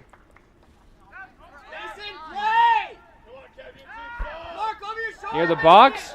Player goes down near the penalty area. Referee, it looked like stepped up, maybe trying to make a call. The play continues. Cross, nearly turned into a shot, just goes over the head of Walmsley and over the net as well. It'll be a goal kick. A little bit of a frantic sequence there for Earlham at the back. Yeah, Rose-Hulman started to fight back a little bit and nearly caught Earlham, lacking in attention, and it was a really good opportunity. The play is stopped right now. Not sure exactly why, but it looks like we're about to get back underway. But again, gave credit to Rose-Hulman for being able to punch back, as it seemed as though Earlham has controlled the tempo for the first 15 minutes or so of the second half, Austin. It seems like whatever momentum Earlham carried into halftime with a strong final 5 minutes, the first half has really clicked so far in the second. Again, this is a team that's 4th in their own respective conference in the HCAC, so this is no throwaway team. And again, just remind everybody that if Earlham is able to find a win here today, they would be 1 point behind Rose-Hulman for first place in the conference. Giveaway from Earlham allows Harderson to jump on it for Rose-Hulman. Phillips now back to Pohl in the middle. Plays it out to the far side. Settled down nicely. You can see Earlham applying a little bit more pressure here in this second half, obviously doing so while chasing the game. Eli Miller collects the loose ball. Sends it with his right foot out wide. Evan Lipsky runs all the way towards the end line. Reverses back to Shapiro. Shapiro into the box on his left. Turning. Still in the box. Good job by Shapiro. And then kind of running out of room at the end. Sent one in. It was a cross. It was actually a shot as he was falling, but it got blocked and just went over the end line. Well, the official it seems like the head official and the assistant referee were not in agreement there, but it seems like the assistant's going to overrule the main ref, and it will be a goal kick in the end. So it seemed like, not even a goal kick, it seemed like Walmsley saved it before it went out of play. So a premature whistle. This is good news right here for Earlham. David Olson, who just came out of the game with what appeared to be some kind of head injury. They took him out at least to be precautionary at the very least. We don't know to what extent, but he has been at least seemingly cleared to enter the game again. So the coaching staff's going to give him another shot at it.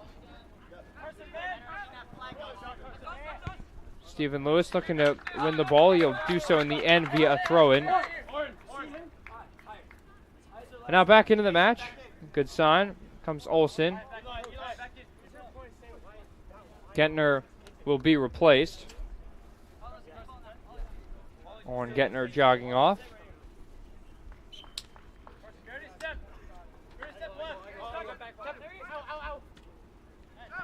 Chin up in the air. Lewis trying to win it. Lewis again. Nice footwork. And then wins the foul as he tried to jump over Harderson. Earlham looking to work it quickly. Paul picks up his head, but doesn't have a playing partner to find, so opts to just go short. Collects it back from Fitzgibbon. Fitzgibbon. Back to Paul. Across for Olsen, who's now back into the game. Olsen's first contribution, a ball over the top. I'll tell you what, now with the sun at least going down to our right, does not make it easy for the defenders for Rose-Hulman, considering on those balls high up in the air, they're kind of staring directly into the sun. even on the offensive end that could cause problems for them as well. Might blind them a little bit, at least for the meantime. Try to get a shot up and maybe misfire because you can't see the goal, especially the further that sun goes down, Austin. You still only have 25 minutes, so they can't get much further, but nonetheless might cause problems. And that's a unique problem, too. A lot of fields run east to west, but again, just with the angle of the sun, a lot of games usually kick off whenever the sun is super low in the sky and not very bright. This is a bit of a peculiar situation.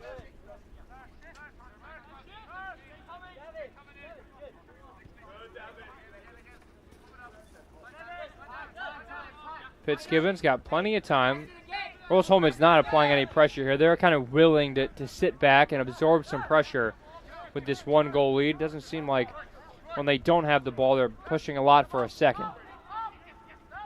At least pushing to apply pressure and create a solid opportunity for a second. Obviously, when they have the ball, they'll try and advance the ball forward.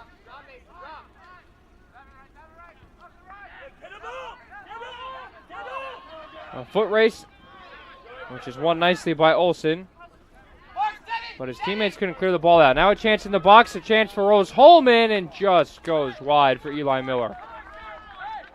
That was probably the best look that they've had since early on in this game. It was a good second effort, too, as Olsen had won that foot race over there with Shapiro. It got booted back, however. And that gave Rose-Hulman a shot at it with Eli Miller. Again, just off target, but it seems as though after Earlham, for the first 10 minutes of this second half, seemingly controlled the pace of the game. Now Rose-Hulman is sort of taking back a little bit of it. Not enough to be in control of the game, but just enough to keep Earlham in check. Claims for handball by Earlham, and instead the handball is going to go against them.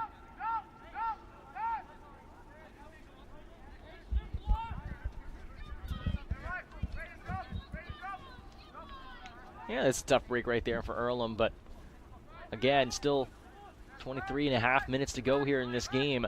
While the clock is dwindling down, still plenty of time to be able to notch this game up. Again, only a 1-goal deficit. A little bit of a slip there. We've seen the team slip a little bit, especially in this men's game. The women not as much earlier.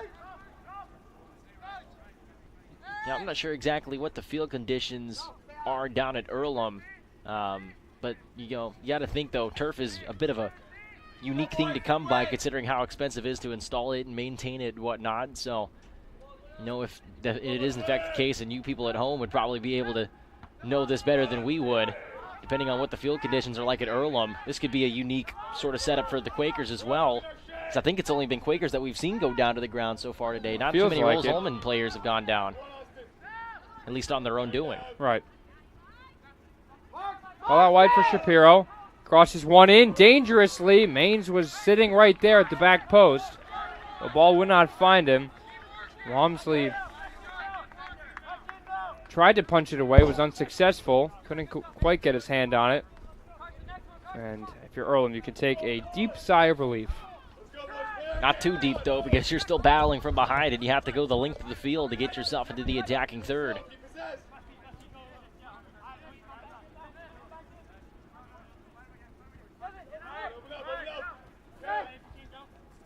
Seems like Quakers are trying to maybe extend and stretch out at least side to side, east-west, trying to extend Rose-Hulman. They have not been trying to send the ball over the top too much. Ball's more like that on one hop.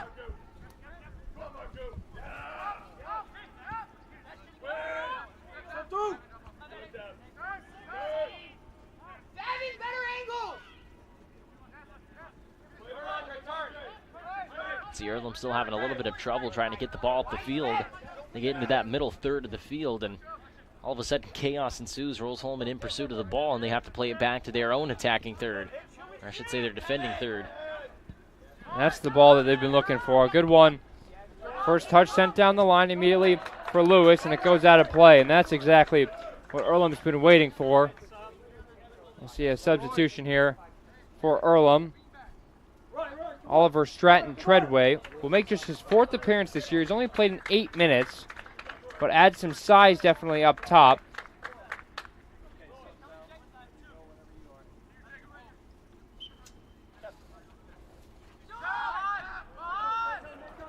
Earlham takes it quickly after the sub was completed.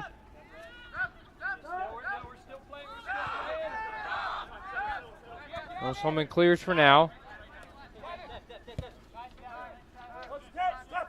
Fitzgibbon over to Olsen. Now the Rose-Hulman staff urging Miller to step up and maybe apply a little bit more pressure. Ball over the top, dealt with. As the ball rolls towards midfield, it's picked up by Ryan Shapiro. Shapiro, look at the speed he has, now dragged down from behind. The jersey tug is an easy yellow card for the official. Well, Shapiro's speed, you don't want to take that chance necessarily. Ryan Shapiro, the freshman from Colorado, with the what would stand right now as the game-winning goal. Shapiro's got now 4 goals this year, but hasn't scored a game winner to this point. And his team 20 minutes and 20 seconds away from doing just that. And they flagged Markku Laukkanen with that yellow. Now Earlham's defense going to have to step up big time. Ball sent in the box towards goal, punched directly up in the air, and the foul is given as Walmsley went down. That was a great approach right there from way out. I believe, and it was Oliver Fila for Rose-Hulman who was putting that one into play. Beautiful strike right towards the goal. Fortunately wasn't able to capitalize on it, but still pretty nonetheless. Taken away nicely by Miller as he lays it off to Maines. Cameron Maines trying to speed down the right. Immediately pressured by Mason Paul.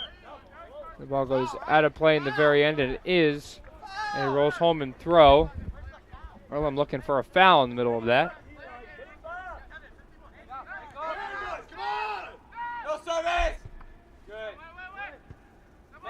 Cross was slightly impeded and then sent away.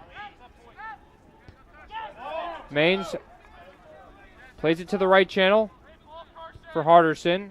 Into the box, back post looking for Shapiro. Back towards the middle, and it's knocked in for the second. Great link up. It's Eli Miller who scores that second goal.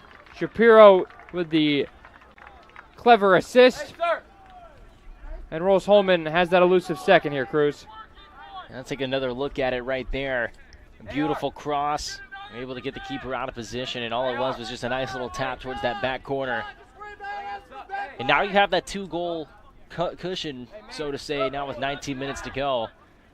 I'd say obviously the game's not over yet, but feeling a lot more comfortable now that you have a multi-goal lead if you're Rose-Hulman, and if you're Earlham, keep pressing. Keep pressing. You're still not out of this game entirely. All it takes is, one shot to change the narrative of this game back to where it's been at.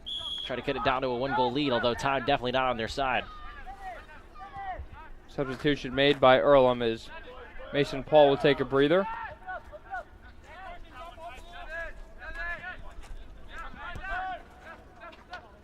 Walmsley got a little bit of and looked like his leg on it or something. He was in position, but it was just tucked in by Eli Miller for his 4th goal of the year. Came in with a team-high 20 shots. Now with 9 points on the year, still 3rd on the team.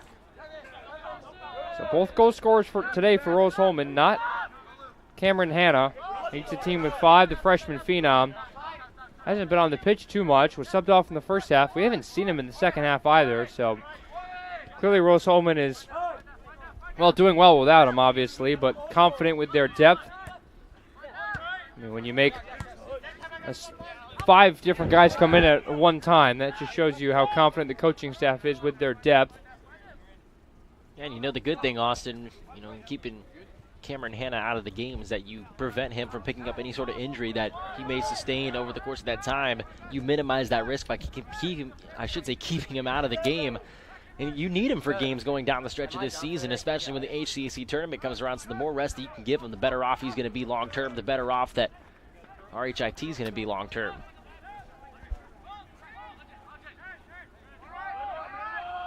Oren Gentner looks to his left for Kevin Ginn. Ginn out wide for Stephen Lewis. Lewis immediately brushed off the ball. There'll be a throw-in, but first, 2 substitutions, both by Earlham. Kevin Ginn will be motioned to the right as Aiden Martinelli comes in, as does Thomas Smith, and they will replace Janaris and Laukkanen.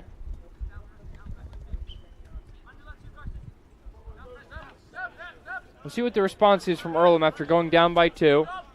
And right as I say that, Cam Hanna will check in for this second half. He's getting ready alongside Chase Kedzior.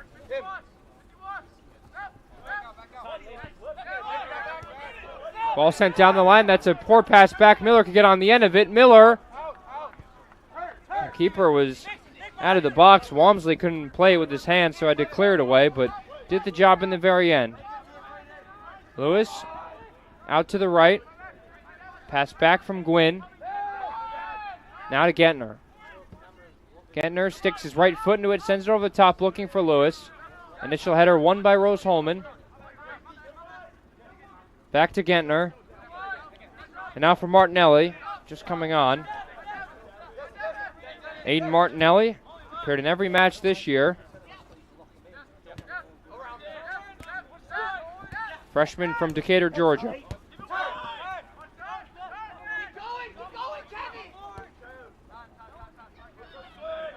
You just heard right there the Earlham bench telling their man in the middle, who was Warren Jenner, turned left and go up the field, and he had plenty of real estate in front of him to do so. And now you see Earlham get towards their attacking third, but they could have already been there at this point. Finally, there is that ball they've been looking for to the right side. Cross into the box. Headed up in the air, not really towards goal, but Biederstedt does a good job. It's come off his line. That was Stratton Treadway. Got his head on it, the big frame in the middle. Saw it earlier with Kyra Hicks on the women's side, having that big target to aim at in the middle goes a long way, and that time Stratton Treadway just couldn't steer it necessarily close to the net.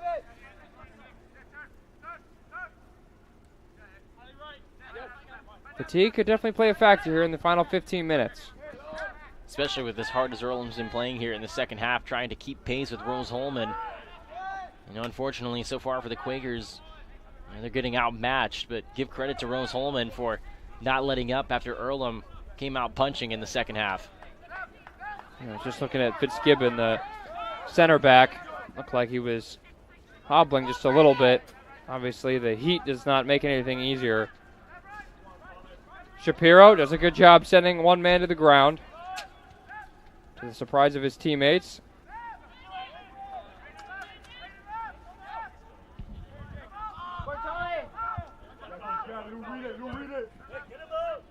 The ball over the top, over the head of everybody. Carson Maines was the closest man there. It'll be, well, actually the offside flag was up, so the free kick will be advanced a little bit instead of being a goal kick. A pair of substitutions waiting for both sides. We mentioned Hannah and Kedzior getting ready for Earlham. Edgar Hernandez and Eric Iavati.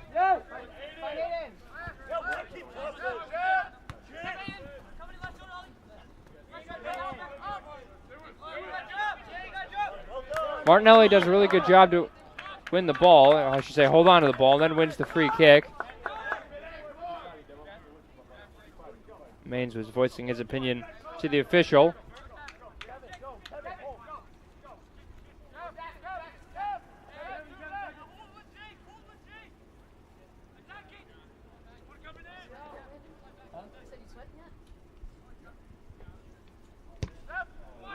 It's a low one sent in.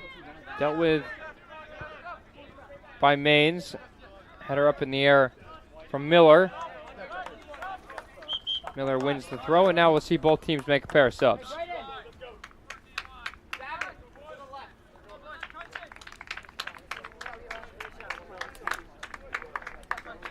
So the main goal scorer, Hannah, checks back in. Giving way, or Miller and Mains. Long throw in. Headed up by Hannah, but only to the opposing number 10 and Moriel.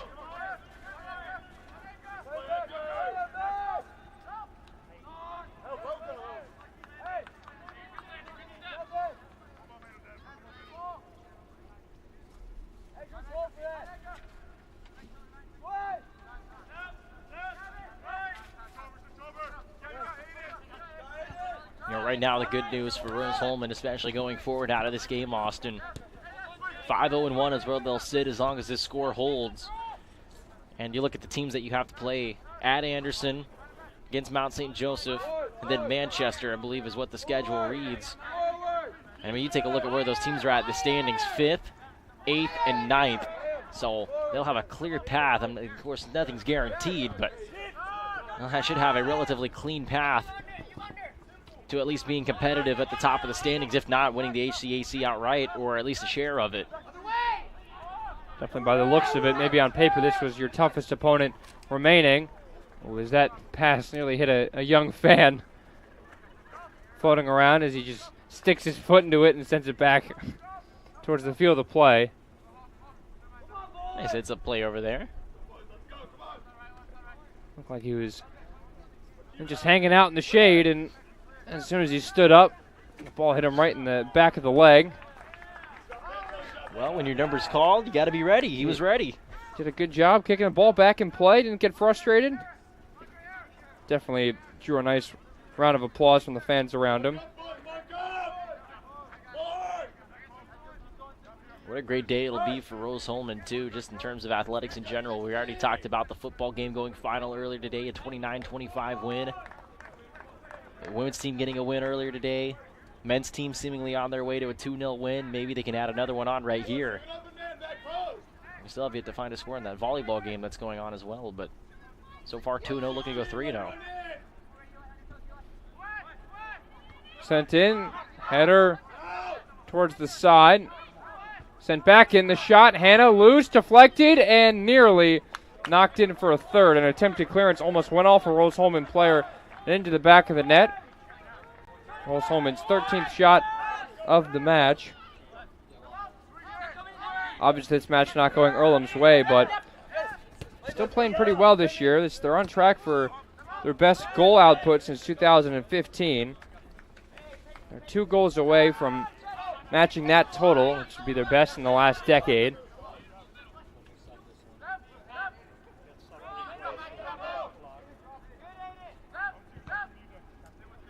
Look at historically for Rose-Hulman. Earlham's the only team that they're actually at 500 or worse against. 183, 55, and 27 is their all-time record versus the HCAC in conference play. And they are exactly at 500 entering this match, 22, 22, and 1, but are 9 minutes and change away from turning that into 23, 22, and 1.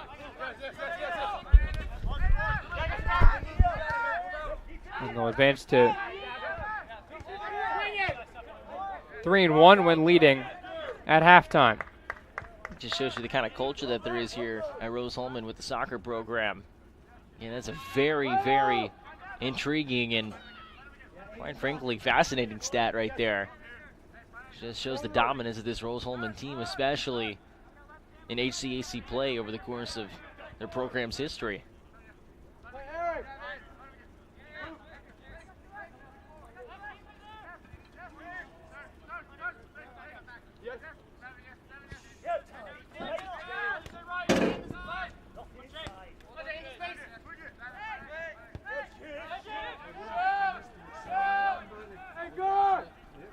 The final away match for Earlham this year. They'll have Berea, Hanover, and Bluffton in their final 3 matches, all at home, beginning on Wednesday. They'll play 3 matches in 6 days to close out the regular season. And then we'll presumably head into HCAC tournament play right around in the middle of those 8 teams that advance and make it to the quarterfinals.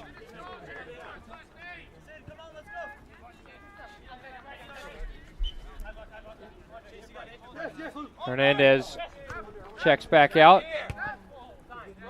as does Stephen Lewis. That ball played all the way back to goal for Walmsley. nearly saw a third goal go into the back of the net. Almost the same we saw in the women's match. The third goal was practically an own goal. That'd have been an interesting turn right there. A weird pattern.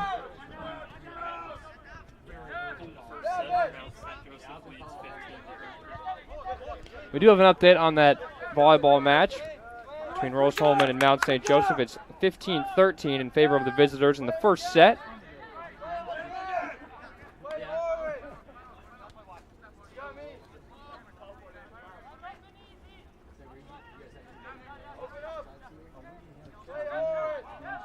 For as much as some of these fans have probably been outside today, after this match concludes, going inside and maybe getting a whiff of some air conditioning may not be the worst thing in the world on a day like this. And Austin, I know me and you have been gone for most of the day, but we might have to go check out that volleyball game might, after this. We might. See if they have some concession food. Yeah.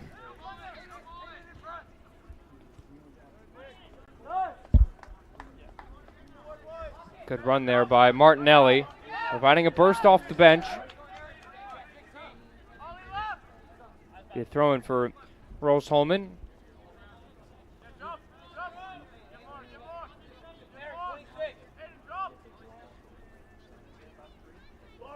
Rose-Hulman notes if they win out this season, they will be the #1 seed and win the regular season title outright. A 3-point cushion at the moment. Played the same number of games as the teams around them. Chance in the box. Attempted volley. Turns into a swing and a miss, and then eventually a foul was called as the boot ended up clipping one of the Rose-Hulman players, and now referee will stop play here as it took pull a few extra seconds.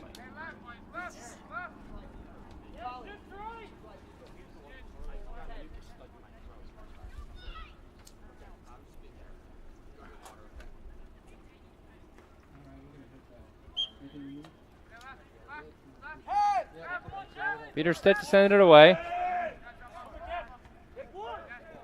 Headed back. Good job by the visitors to avoid a one-on-one situation. Still not out of the danger area quite yet.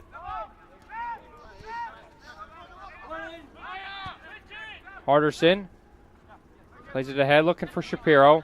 Trying to win it. Ryan Shapiro trying his best. Now the Quakers can go the other way. Ball over the top. Looking for a pair of players. And eventually Rose-Hulman just knocks it all the way out. Actually ends up hitting a car that is parked directly behind us. And the ball boy with a nice sprint to go and grab it. So as play continues in front of us, the ball goes down the line. Gentner chases. Back to Walmsley with Hannah hot on his tail.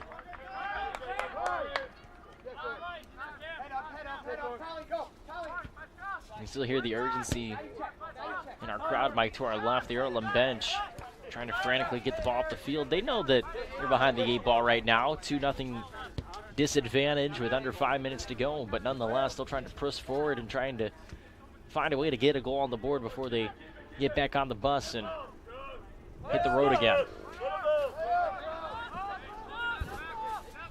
As we've said, Rose-Hulman with a 3-point cushion in the standings ahead of both Transylvania and Hanover, who are both on 10 points. Rose-Hulman beat Transylvania here 3-2 2 weeks ago, so they have the tiebreaker over them. They drew with Hanover, however, on the road, so if those two teams were to tie at the end of the year, here's a chance for a third by Rose-Hulman, and a good job from Walmsley to come off his line and clear the ball away, as it looked like Kedzior had a chance for a goal, would have been his first of the year. But essentially Rose-Hulman knows that they win out, the title is theirs. Even if they accumulate in their final 3 matches 7 points, that would be enough. With a 3-point cushion, they do have one match where they know they can drop points. Obviously that's assuming that Hanover and Mount St. Joseph also win out and earn the maximum number of points that they can. You gotta stay sharp though, Austin. You never know whenever a team's going to give you their best shot, especially when you're at the top of those standings, you can very well safely bet that every team's going to give them their best shot. So that's one of the challenges of being at the top. Is you're going to take everyone's best hit. You got to be ready to take it and then deal it back. 3 minutes, 59 seconds left. Separating Rose-Hulman from a 2-0 conference victory over Earlham and extend their winning streak against this team to 13.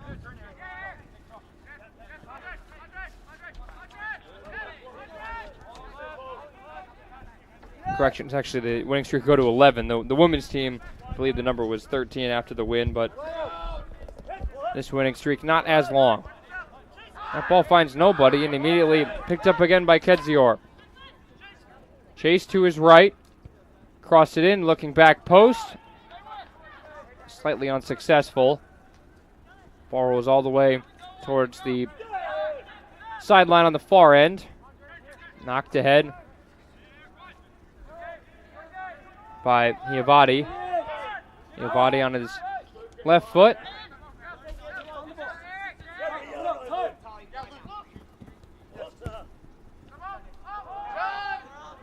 That ball finds its way all the way to the opposing keeper in Biederstedt. Biederstedt 3 minutes away from his 5th clean sheet of the year. He'll send this one all the way up into the air. Knocked behind, a shove in the back. Goes against the Quakers, and Cam Hanna was the one that was impeded. Now we'll see a free kick here for Oliver Fila. Looks back towards the coaching staff. It may have been a design play as one of his teammates and Paul came up and just tapped it right back to him. Now Paul right in the center circle. Goes wide to Creek. Ball rolls down the line. Final 2 minutes left in the second half.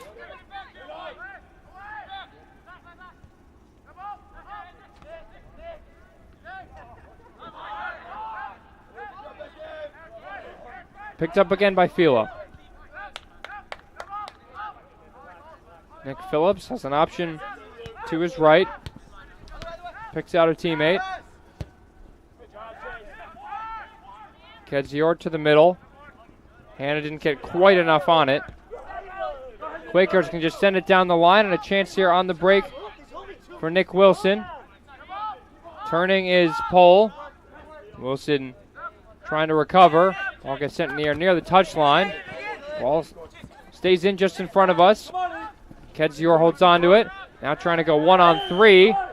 Jumps into the back of one of the opposing players.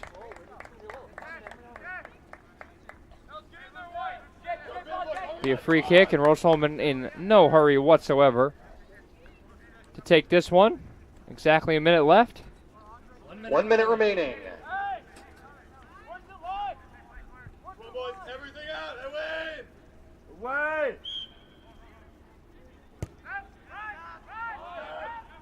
Fighting Engineers going to pass the ball around and see off these final 45 seconds and see their 7th win this season, 5th in conference play. Kind of been the same story for both the men's and the women's teams crews. Struggling in September, recovering in October, and putting themselves in a prime position to do some damage in the HCAC tournament, which for both begin on Saturday, November the 2nd. That's 2 weeks from today. Semifinals will take place on Tuesday the 5th, and the championship at the highest remaining seed will take place the following Saturday. 5, 4, Final seconds tick off, and Rose-Hulman finishes off a 2-0 win over Earlham, advances to 5-0-1, and with 3 matches left, the finish line, i.e. the regular season title, is certainly in sight for this Rose-Hulman Fighting Engineer squad. Close out this broadcast by thanking our title sponsors once again.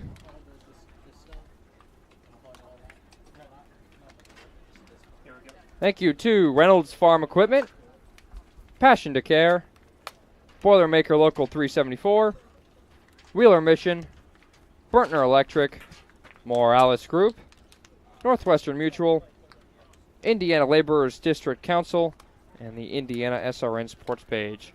Cruz, 2 matches in the books for us today. Your final thoughts as Rose-Hulman now advances to 3-0 in all athletics today. Could make it a 4th with volleyball. Well, first of all, I'm interested to see if Rose-Hulman actually does go for the sweep in that volleyball game today and go 4-0. But, really impressed by both the Rose-Hulman men's and women's soccer teams, both of them coming out with wins, both still at the top of their respective conferences, or at least near the top of their respective conferences. And these two teams will be a lot of fun to watch, especially when the HCAC tournament comes around and then the NCAA Division III tournament after that.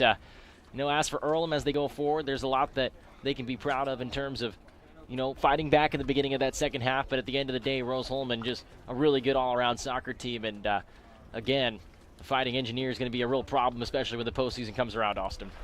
A big thanks to our crew for working double duty today, for our cameraman Daniel, our producer Nick to my right. For Cruz Martin, I'm Austin Platt, signing off here on RHIT.TV. We'll talk to you next time.